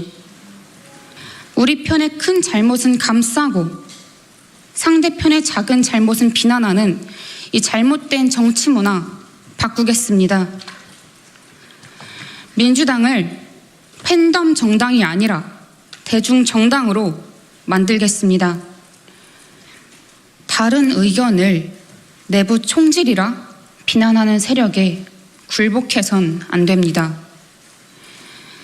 다양한 의견을 포용하는 민주당이 되어야 제대로 개혁하고 온전히 혁신할 수 있습니다.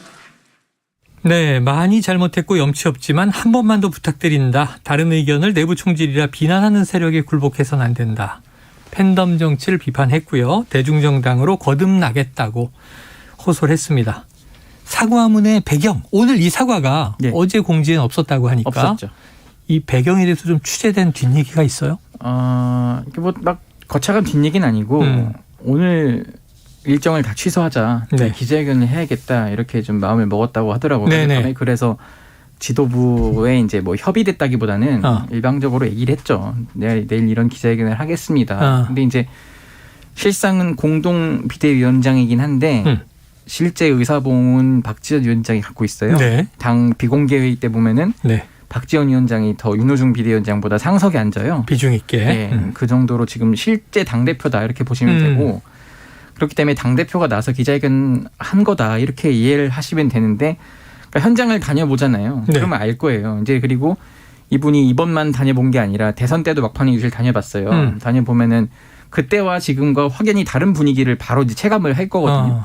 그렇기 때문에 이거 도저히 안 된다. 그리고 상식적으로 지금 이 당이 이해할 수 없는 일들이 계속 나오잖아요. 뭐 박완주 원성비라든지 최강욱 의원 건이라든지 그런데 오히려 이런 거를 들춰내고 더 그걸 이제 치료를 하려고 했더니 오히려 왜 내부 총질하냐 이런 비난이 오니까 지지층 비난이거나 내부의 비난이겠죠. 네, 그것 때문에 본인이 도저히 이걸 지금 이해할 수 없는 상태인 것 같아요. 그렇기 때문에 이거는 한번 짚고 넘어가야 된다. 특히 지금 이 팬덤 정치가 과잉되면은 이 당을 오히려 좀 먹고 썩어 문드러지게 할 수도 있다는 지금 불안감과 위기감이 있는 것 같아요. 근데 문제는 사과를 하자마자 당 대변인이 개인 자격으로 한 사과다.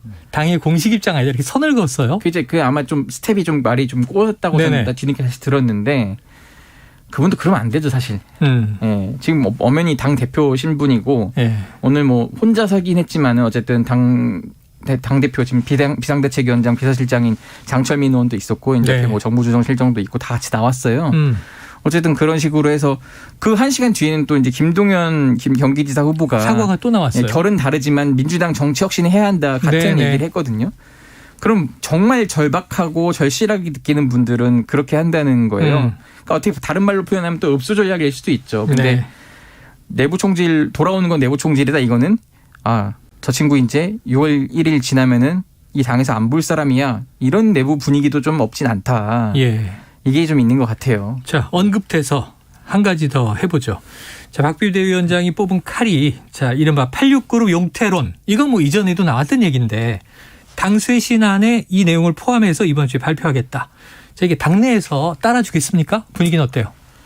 별로 그럴 분위기는 아닌 것 같아요. 그럴 분위기는 아니다. 왜냐하면 제가 말씀드린 대로 비대위도 그러니까 이미 좀 패배감이 짙어요. 의원들 사이에서도 그렇고. 그렇기 때문에 어차피 이제 비대위가 비록 8월까지로 추인은 됐지만 6월 2일 날 지도부 총사퇴해야 되는 건 아닌가? 저는 이게 이제 원구성도 변수로 봐요. 원구성도 원내대표는 원내에서 뽑은 거니까 남아 있어야 된다. 예를 들어 13대 4가 됐으면 못 버티고 있거든요. 그럼 다 나가야 된다. 무슨 소리냐? 이런 의원들도 하나 둘 지금 나오고 있는 상황이거든요. 어쨌든 굉장히 박지원 위원장으로서도 본인이 막 어찌 보면 이제 남은 정치 인생 일주일일 수도 있어요. 그 뒤에 어떻게 될지 모르니까 그 온갖 힘을 다 지금 남은 일주일 동안 쏟아붓겠다. 총력을 쏟아붓는 거다. 그거를 이제 선언하는 의미로 좀 보시면 되겠습니다. 야당 출입 기자인데 지금 분위기가 좀 암울해요. 저는 사실 이게 뭐 취재한 건 아니지만 이제 박지원 비대위원장 기자회견 내용을 보면서 좀 인상적이었던 게 저 박지원을 믿어주십시오 이런 표현이었거든요. 맞아요. 근데 이게 좀 구조적으로 일단 쉽지가 않은 것 같아요. 그러니까 예를 들자면은 86 용태론 이런 거를 얘기를 했는데 이미 지금 지선 후보의 상당수가 86이잖아요. 뭐 일부가 있잖아요. 뭐 송영길 이제 서울시장 후보를 비롯하여 가능하지가 않고 그러니까 용퇴를 시킬 수가 없는 거죠. 후보를 사퇴시켜야 되는 그런 구조가 있어서 지방선거까지는 그게 어려울 거고. 네네. 구조적으로 어렵다. 그리고 지금 양당의 그러니까 당대표 격이라고 말씀을 해주셨으니까 양당의 대표가 젊은 대표가 지금 가까이 있는 모양이잖아요. 네. 근데 이준석 대표의 사례를 보면은 전당대회를 거쳤음에도 불구하고 당내 지분을 아직 충분히 확보하지 못했고요. 당내 지분을 확보하는 과정에서 일종의 파업까지 하면서 굉장히 거칠게 그런 당내 내분을 겪었잖아요. 대선 과정에서 우리가 봤죠. 네. 근데 이 박지원 위원장이 그런 식의 어떤 과정이 없고 그리고 당내 지지 세력이 없는 상황에서 믿어달라는 이 표현을 했을 때 그러니까 유권자들이 봤을 때는 박지원 위원장의 뜻에 따르더라도 네네. 저 사람이 과연 실제로 민주당을 그러면 그렇게 뭐 쇄신을 한다거나 움직일 방향 힘이 있는가 네네. 여기에 대해서는 좀 의문이 들지 않을까 이런 생각도 좀 그래서 들었습니다. 최 기자님이 되게 무서운 얘기를 했어요. 일주일 후에 이 선거 끝나면 안 볼 수도 있다. 근데 사실 이 젊은 인재들을 외부에서 데려다가 대선 막판에 쓰고 또 지방선거에 쓰고 비대위원장으로 쓰고 하면 좋은 정치인으로 오랫동안 키워내야 되는 거 아니에요? 그게 사실 맞는데 이런 얘기를 또 주변에서 하더라고요. 그래서 기자 여러분들이 좀 지켜달라. 여러분들도 청년 아니냐. 박지원 위원장 이렇게 소모만 되고 그냥 버려지게 할 거냐. 네네. 이런 식으로 얘기를 하길래 그런 입장에서 이제 박지원 위원장이 스스로 감당해야 되는 부분도 어느 정도 있고요. 네. 좀 많이 어려운 상황에 처한 건 맞아요. 근데 너무 덥석 그 무거운 자리를 문 것 아니냐. 근데 본인이 계속 정치를 하겠다고 했거든요. 네네. 그럼 그 뒤로 어떻게 스텝을 짜갈지도 아마 본인도 지금 고민이 많이 있을 거예요. 본인도 고민이 많을 것이다. 자, 그런데 민주당 이렇게 살려달라 읍소 전략을 펴고 있고 또 내부의 스텝이 좀 꼬였다는 이야기까지 지금 진단을 해봤습니다. 그런데 이제 국민의힘은 이제 이재명 후보 개항을 나온 부분에 대해서 명분 없다. 계속 이제 공세 일변도였잖아요. 그런데 이게 이재명 공격에 딜레마도 있다. 이런 얘기가 들리는데 어떤 딜레마가 있습니까? 네, 그러니까 지금 표면적으로는 이재명 후보에 대한 이재명 총괄선대위원장에 대한 공격 계속하고 있거든요. 네네. 이준석 대표를 비롯해서 다 공격을 하고 있는데 근데 이제 이면을 보니까 좀 고민이 있어서 제가 흥미롭더라고요. 어제 중앙선대위 회의가 있었는데 보통 비공개 회의가 다 있거든요. 비공개 회의 끝나면 어떤 얘기들 했냐 다 체크를 기자들이 네네. 보통 해요. 그래서 어제 체크를 했는데 이재명 후보를 더 공격할지 말지 이게 하나의 안건이었다라는 거예요. 그러니까 할지 말지 고민이 됐다라는 겁니다.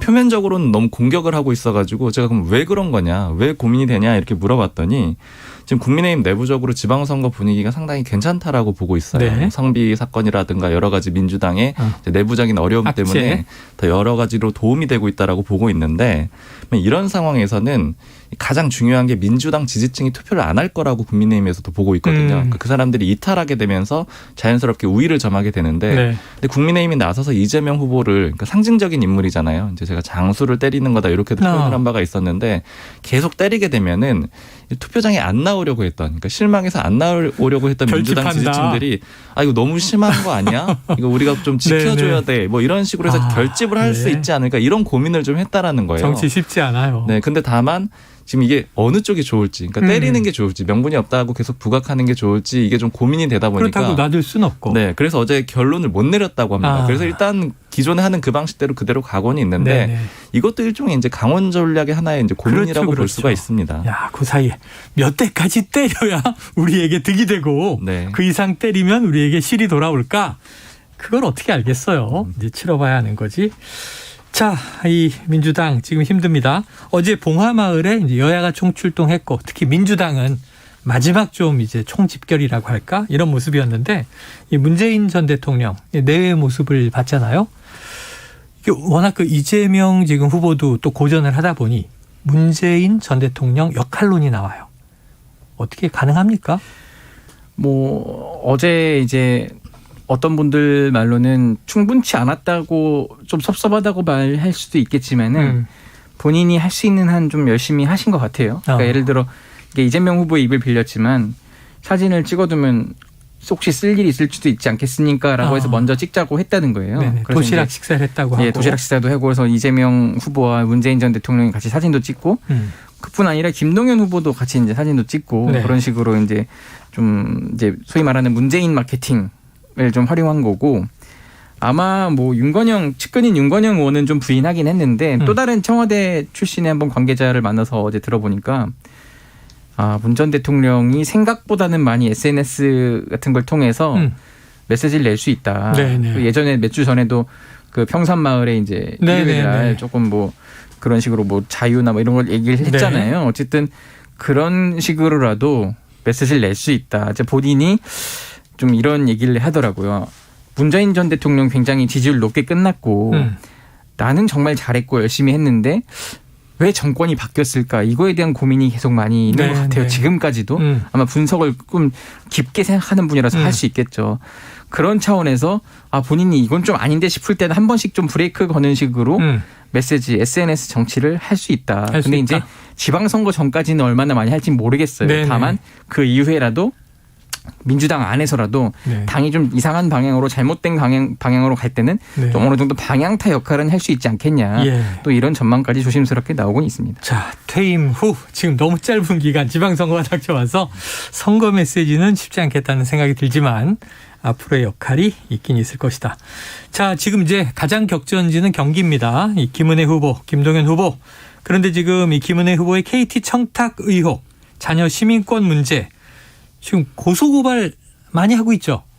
그렇죠. 지금 서로가 이제 고소를 했고 서로 네, 김은혜 후보 쪽에서는 남부지검에다가 고소를 한 것 같고 김동연 후보 쪽에서는 수원지검 그쪽에다가 이제 한 것 같은데 이게 아무래도 처음에는 이제 김은혜 후보 쪽이 먼저 건드렸어요. 김동연 후보 자녀가 미국에서 나왔고 미국 시민권자에다가 미국에서 뭐 학교를 나오고 등등등 이런 식으로 얘기를 했더니 이제 반대로 한 민중의 소리 보도 이후부터는 김은혜 후보의 KT 청탁 의혹이 이게 문제다 이런 식으로 해서 김동연 후보 쪽이 계속 관련 메시지를 계속 내고 있어요.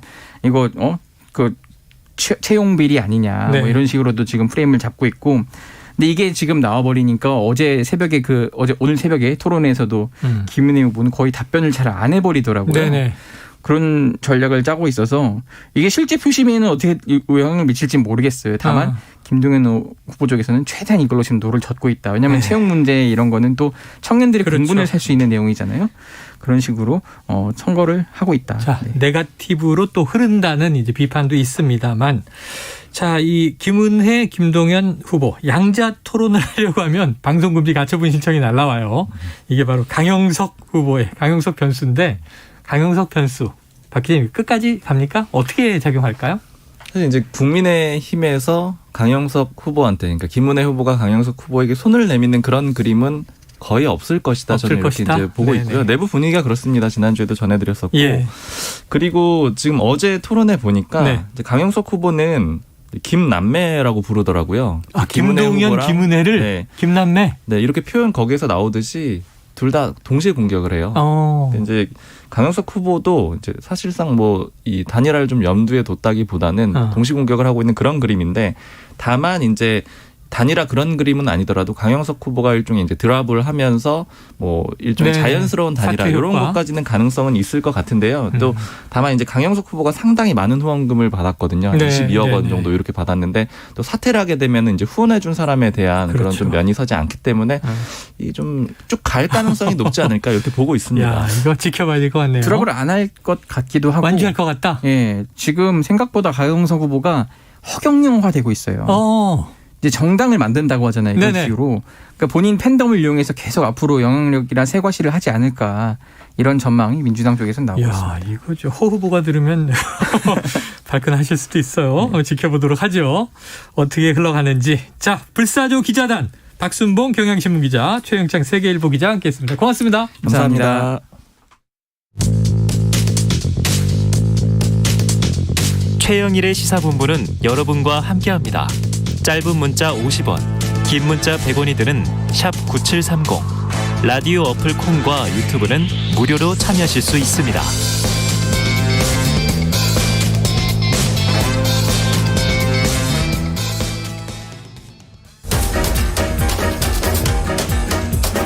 최영일의 시사본부 10분 인터뷰.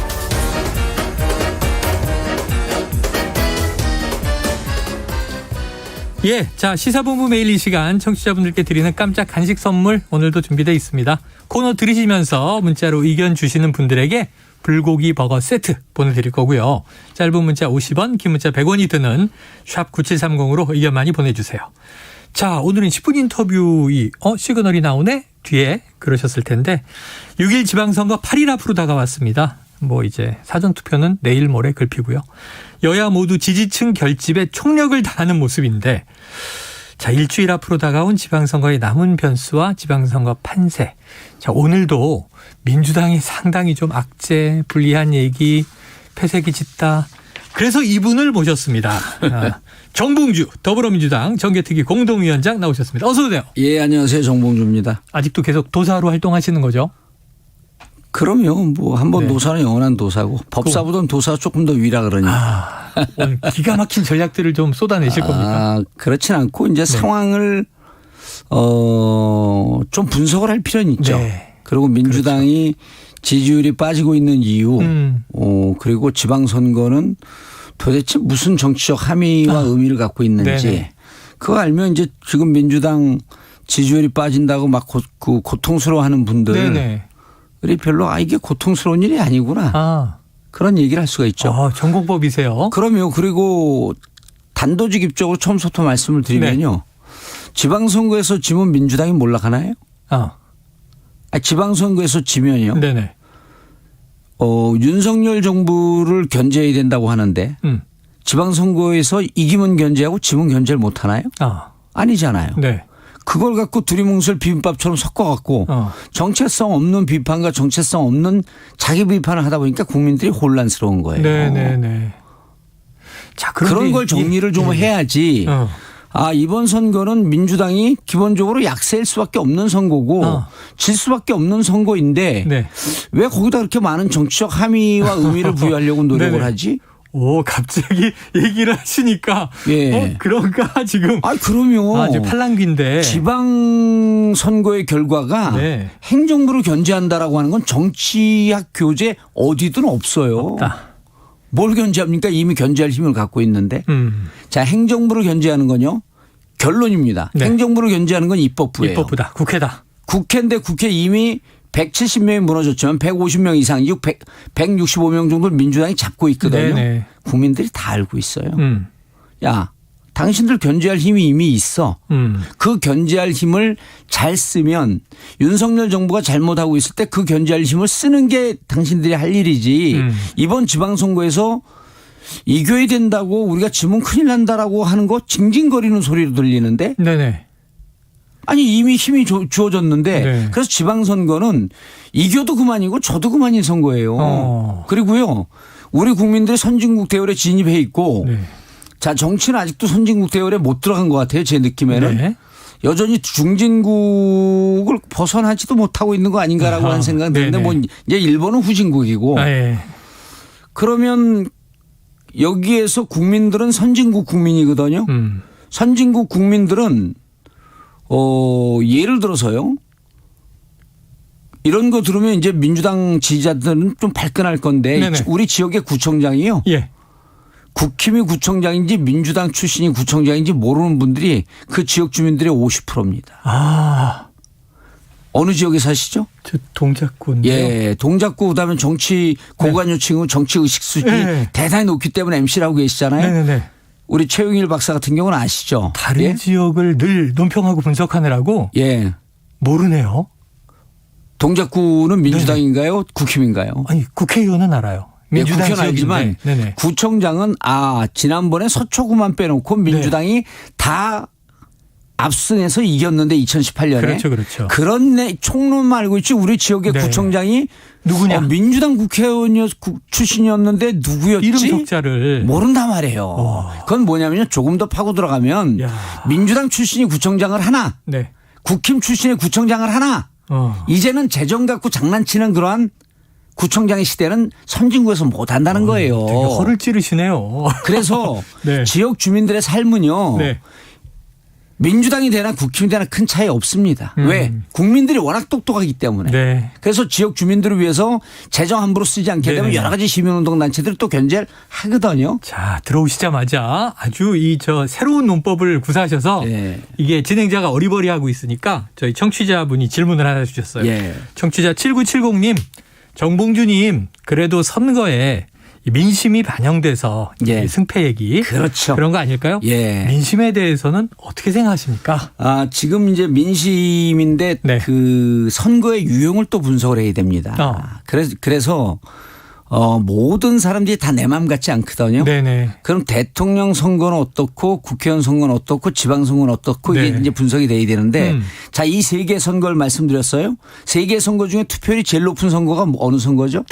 대선입니다. 네. 두 번째로 높은 게 국회의원. 세 번째로 높은 게 지방선거. 네네. 지방선거는 왜 안 높을까요? 후보가 너무 많아요. 아니죠. 지방선거는 그렇게 고관여로 참여하지 않아도 결과가 큰 차이가 없다. 예, 이런 거에 대해서 국민들이 알고 있는 겁니다. 네네네. 되게 오늘 일타 강사 같으세요. 예, 논리정연하시다. 그래서요. 자, 그러면은 2014년도에 56.8%, 57% 정도 됐죠. 네. 그것도 꽤 높은 겁니다. 네네. 왜냐하면 박근혜 정부의 중간평가적 성격이 있기 때문에 지방선거에서 열심히 참여해야 된다라고 하는 운동이 벌어졌죠. 그다음 2018년도에는 60%. 네. 2018년도에는 어떤 때입니까? 그때. 촛불로 인해서 전 국민의 정치 관여가 극도로 솟았을 때예요. 네. 대통령 선거는 77%가 나왔고 그렇죠. 총 그 지방선거에서는요 60%가 나왔습니다. 자그마치 대선보다도 17%가 빠져나갔습니다. 네. 그렇게 정치적으로 열기가 높았음에도 불구하고 이건 뭘 뜻하냐면 그럼 17%는 대체로 정치 저관여층이었다. 그러니까 이분들은 난 이제 대통령 바꿔놨으니 또 탄핵에도 열심히 촛불에도 참여했고 뭐 반대도 해봤고 대통령 선거라고 하는 나라의 중심축을 결정하는 선거가 끝났으니 굳이 지방선거에 내가 참여할 필요가 있겠어? 하는 분들이 17%가 빠져나간 거죠. 네네. 자, 그럼 이분들은 중도적 성향이 많습니다. 그래서 지방선거는 중도층은 대체로 투표를 안 합니다. 중도층은요. 대부분 진영 투표로 가요. 네네. 그럼 국힘은 우리 쪽을 찍자고 우리 쪽을 지지하는 분들을 많이 투표장에 모시고 나와야 되고 민주당은 우리 민주당을 지지하는 쪽을 또 많이 모시고 나와야 되는데 기본적으로 4월 초중순에 여론조사를 하게 되면 국힘 쪽이 투표장에 나가겠다는 게 좀 더 높게 나옵니다. 그리고 중도층은 거의 안 나와요. 또 새 정부 시작 시점이기도 하고. 그러니까 대체로 중도층이 안 나오는데 그중에서도 선거의 진 쪽은 더더욱 투표장에 안 나간다. 자, 지금 이제 우리 그렇다고 한다면 민주당은 애당초 불리한 선거 지형의 시작이었다. 지형 자체가 불리하다. 저희 봉도사님 말씀을 지금 쭉 들으니까 이제 정리됐어요.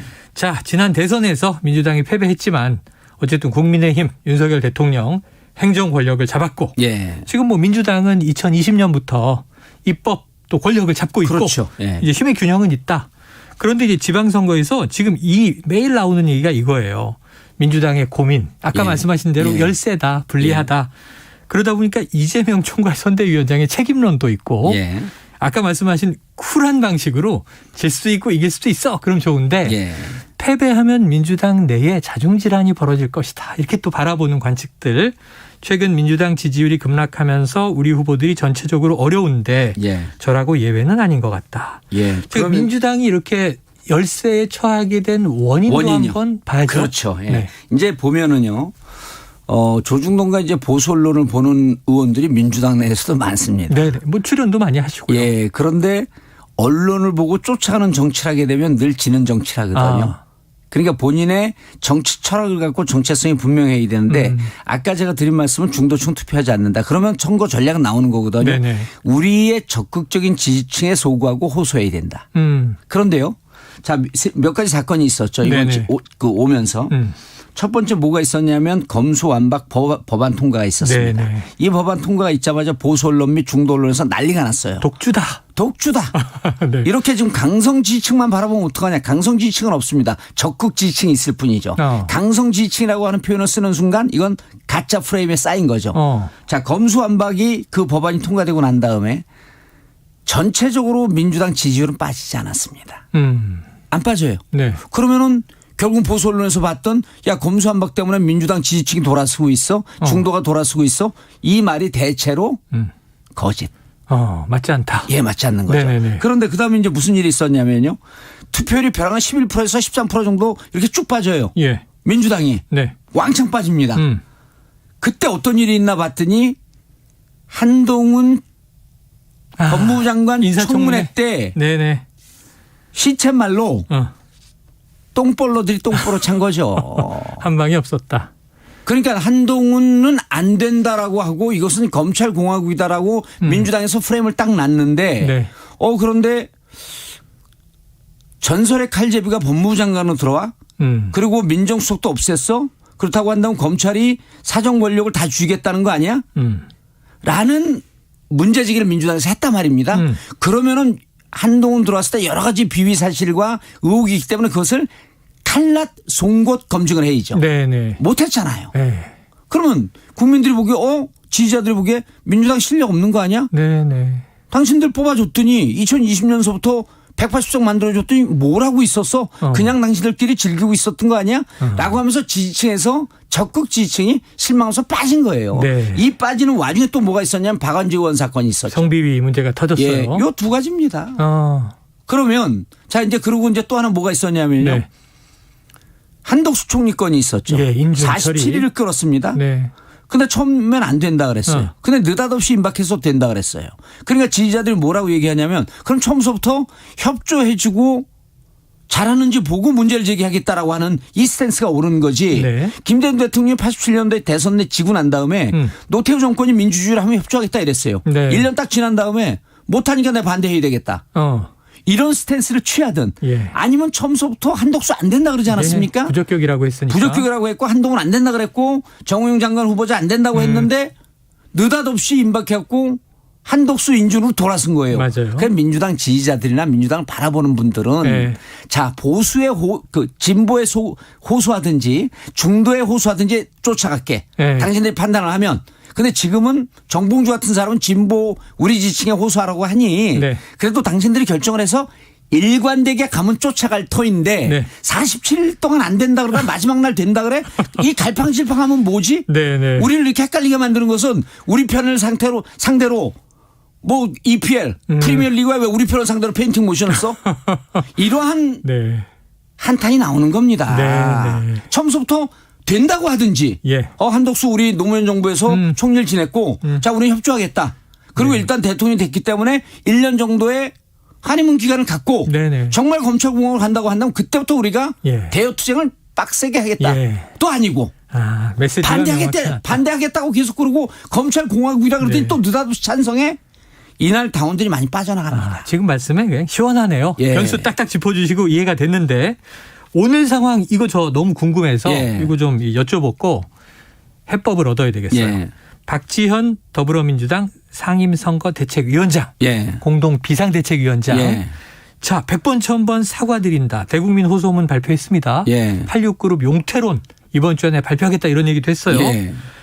자 그런데 이게 내부 총질이다. 또는 이게 당장 당 대변인이 개인 자격으로 한 사과다. 이 스텝이 좀 꼬이는 것 같은데 이건 어떻게 우리가 이해해야 될까요? 우리가 선거 때 보면 무릎 꿇고 용서해 주세요 잘못했습니다라고 하는 이벤트 많이 보거든요. 많이 하죠. 그럼 그때 그렇게 난 다음에 그 지지율이 올라갔는지 결과를 봐야죠. 하나도 안 올라갑니다. 사과하고 무릎 꿇는 정당에는요. 실수가 나왔을 때 진정성 있게 딱 한 번 사과하는 거로 맞는 거죠. 제가 이 말씀 한번 드려볼게요. 이게 이제 이 철학 정치 철학의 공식은 어디에서 나오냐면 코끼리는 생각하지 마라고 하는 유명한 책이 있단 말이에요. 이 공식을 거스른 정치인이 있습니다. 안철수 대선 후보가 뭐라 그러냐면 제가 MB 아바타입니까? 그럴 때 국민들은 뭐라고 인식하죠? MB 아바타라고 인식합니다. 그래서 부정적이고 네거티브한 것을 선거 때는 던지지 말라는 겁니다. 그러면 사과를 반복해서 하는 것은 사과로 안 들리고 정치적 이벤트로 보입니다. 정치적 이벤트는요. 비록 우리가 이러저러한 우왕좌왕하는 자중질환이 있지만 우리는 열심히 잘하고 있습니다. 이게 선거 전략으로는 핵심입니다. 긍정적인 메시지를 그렇죠. 그리고 지금 민주당이 잘하고 있는지 잘못하고 있는지 잘못하고 있다라고 하는 것을 사과를 통해서 반성하면서 우리를 알리겠다라고 하는 게 박지원 비대위원장 생각인지 모르겠는데 일단 정할 못입니다. 정치를 전혀 모르는 분이에요. 뭐 새로 들어오셨잖아요. 그렇죠. 그러면요 자기 수준과 범위에 맞는 행동을 하는 게 맞죠. 초보자처럼 행동하면 됩니다. 왜 정치 고수인 척하죠? 옳지 않죠. 정치 고수 아닙니다.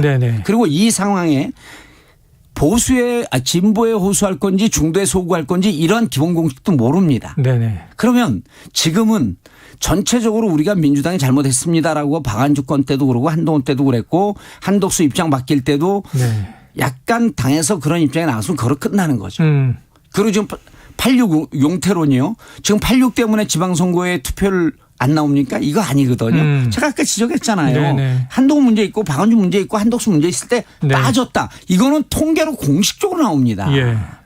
그런데 지금 느닷없이 86 용태론이다. 네. 86 용태론은요. 그 86이 국회의원을 하면서 기득권 층화되어 있다라고 하는 비판은 네. 국회의원 선거를 앞두고 하는 거예요. 지금 네. 하는 게 아니에요. 총선 즈음에. 그러면 지금 용태론 하게 되면 네네. 지금 86 의원들이 다 의원직 사퇴하고 엎었습니까? 그럼 국민들이 86 용태론의 안을 발표한다는데 네.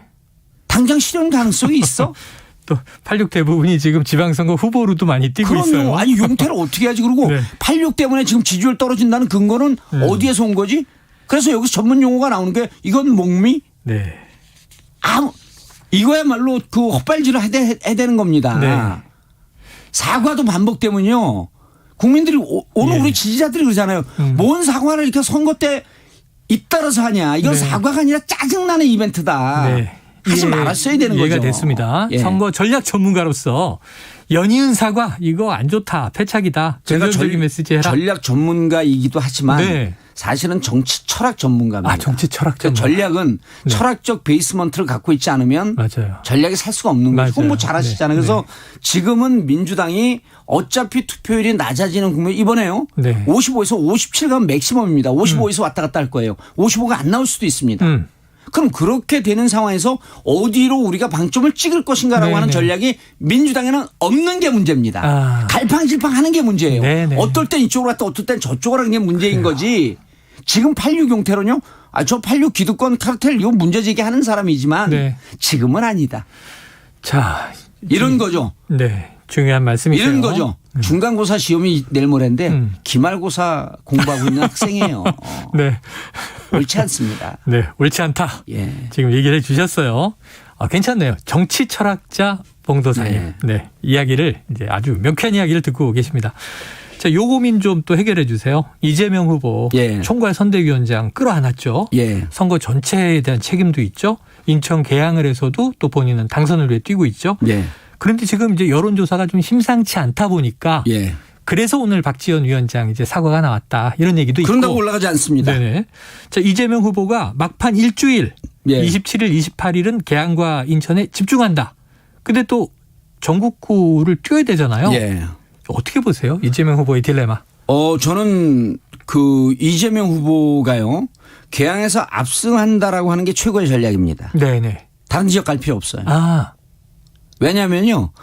이게 말 타고 서울에서 부산 가는 시대가 아니거든요. 네네. SNS 시대고 LTE 시대고 5G 시대 아닙니까? 네. 서울에서 있는 소식은 바로 실시간으로 부산으로 갑니다. 그렇죠. 부산에 가서 얼굴 보인다라고 하는 것은 우리 지지자들에게 약간의 용기를 심어 놓을 뿐이죠. 오히려 공중파 방송 활동을 하는 게 더 맞습니다. 그래서 일단 계양에서 약세이다라고 하면요. 내 관중석에 선수가 응원단이 없는 플레이하는 거나 똑같아요.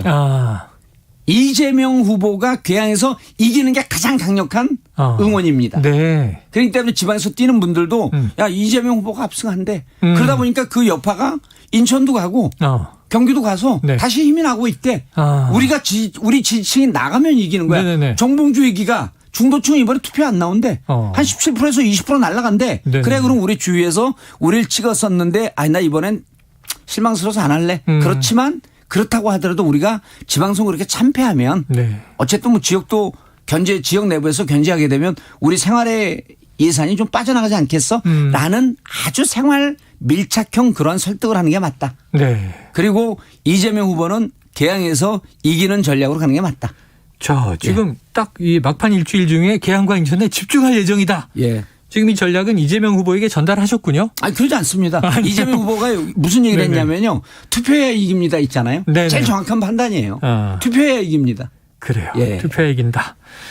자, 이번 선거에서 꼭 승리해야 한다고 이야기하는 격전지. 상징적인 의미입니다만 서울, 인천, 경기 수도권이잖아요. 지난 또 대선의 파장도 있고 자, 그런데 이제 수도권에서 민주당이 오랫동안 강세였는데 예. 아시잖아요. 근데 이번에는 아주 고전을 하고 있어요. 좀 지지층, 중도층, 좀 수도권에서 견인 예. 전략을 팁으로 주신다면. 대선 패배의 후유증입니다. 그리고 대선 패배의 후유증인데 그 전에 수년간 전국 선거에서 압승을 했잖아요. 네. 그거에 대한 반작용이죠. 그리고 국민들은요. 일정 정도 기간 동안 기회를 줬기 때문에 그 네. 반작용으로 이제는 당선된 윤석열 정부에게 기회를 주고 싶은 심정이 있습니다. 이걸 꺾기는 무척 쉽지가 않거든요. 네. 그렇기 때문에 기본적으로 어려운 선거다. 그래서 어려운 선거인데 그러니까 지기 때문에 당연하다 이렇게 받아들이지 말고 어려운 선거지만 그래도 지방선거에서 특히 서울 같은 경우는 국무위원 참여거든요. 네. 서울시장 그렇죠. 예, 서울시장은요. 그 장관 대우니까 뻔히 질 선거지만 여기에서 일방적으로 수도권을 압승을 한다고 한다면 저들의 오만함이 극에 달할 수 있겠다. 라는 정도로 우리에게 가벼운 견제의 힘이라도 좀 줘라. 네네. 그러나 우리는 국회에서 견제의 힘을 갖고 있기 때문에 이제 국회에서 입법부에서 행정부를 견제할 수 있는 일을 잘하겠다. 역할하겠다. 잘하겠다. 하지만 지방에서도 조금 더 잘할 수 있는 기회를 적어도 한 곳 정도는 좀 줘라 하면서 각자가 한 곳이 우리 지역이 됐으면 하고 네. 호소해서 좀 진정성 있는 호소로 먹혀 들어가야죠. 예. 아까 이제 중요한 불필요한 대국민사가 필요 없습니다. 네, 알겠습니다. 예. 아까 이제 중요한 변수들 다 이제 꼼꼼하게 짚어주셨으니까. 근데 그 외에 보면은 자, 대통령, 신임 대통령 취임. 예. 그로부터 불과 한 열흘 남짓의 한미 정상회담. 그럼요. 바이든 대통령이 예. 와서 그 전략이거든요. 탄력을 받은 인정이죠. 거죠. 네. 예. 자, 그런데 이제 민주당이 좀 기대했던 것 하나 정도. 예. 어제 고 노무현 전 대통령 13주기 추도식 예. 총집결 이렇게 보도가 됐는데 김민석 의원이 추도식 이후에 맹렬한 추격전이 이루어질 것이다. 이렇게 예상을 했어요. 변화가 좀 있으리라고 보십니까?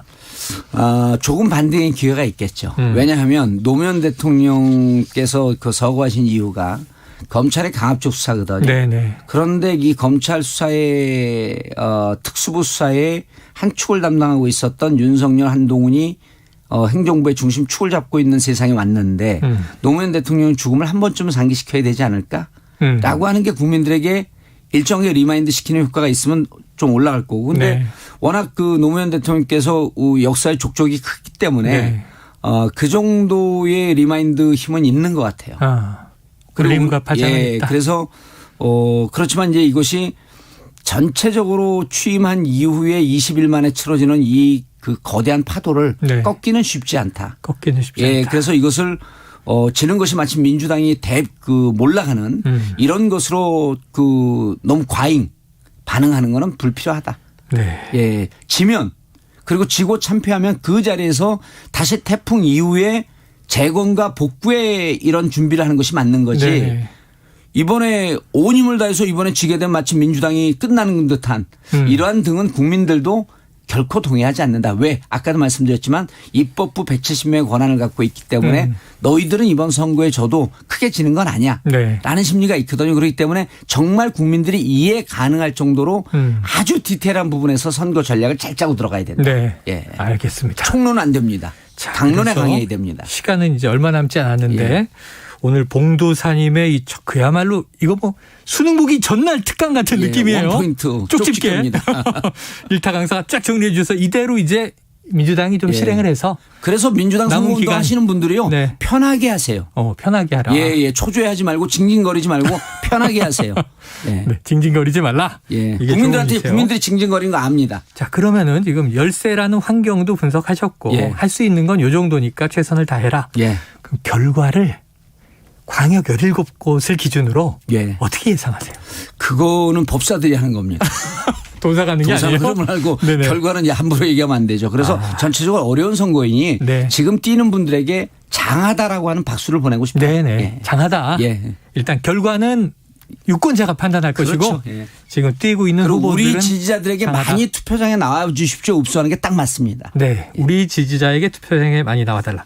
이게 오늘 굉장히 좋은 공부가 됐습니다. 왜냐하면 대선과 총선과 지방선거의 차이 정도는 초반에 명확하게 정리해 주신 것 같아요.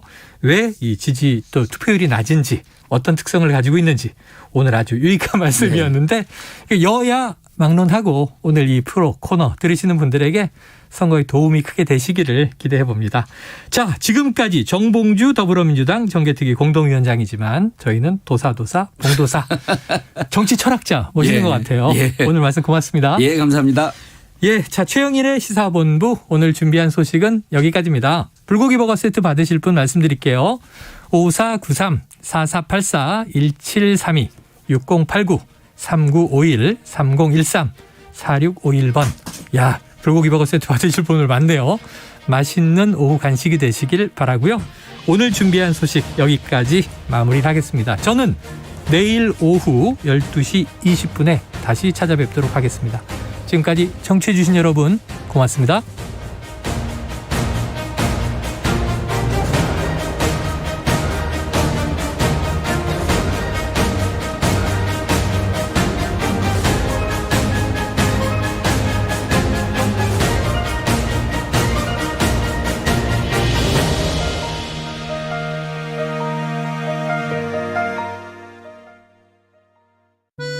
지구를 위한 새로 고침, 습관을 바꾸는 라디오. 안녕하세요. 밴드 브로콜리 너마저의 윤덕원입니다. 환경운동이 더 이상 선택이 아닌 필수가 된 지금, 바다를 지키는 것은 미래 세대를 위해서가 아니라 지금 우리를 위해서 꼭 필요한 일이 됐습니다. 국제해양환경단체 시 셰퍼드 코리아의 김혜린 대표입니다. 바다는 대기를 안정화시키는 역할을 하거든요. 그 역할이 잘 돌아가지 못할 것이기 때문에 기후재해가 더 잦게 생길 것이고 바다 산성화가 계속돼서 산호가 죽고 산호가 죽으면 그걸 보금자리 삼아서 사는 해양생물들도 죽어요. 작은 동물들, 어류들, 그거 먹고 사는 큰 어류들을 먹고 사는 해양 포유류들 다 이렇게 연결되어 있는데 생태계는 좀 하나가 무너지면 다 같이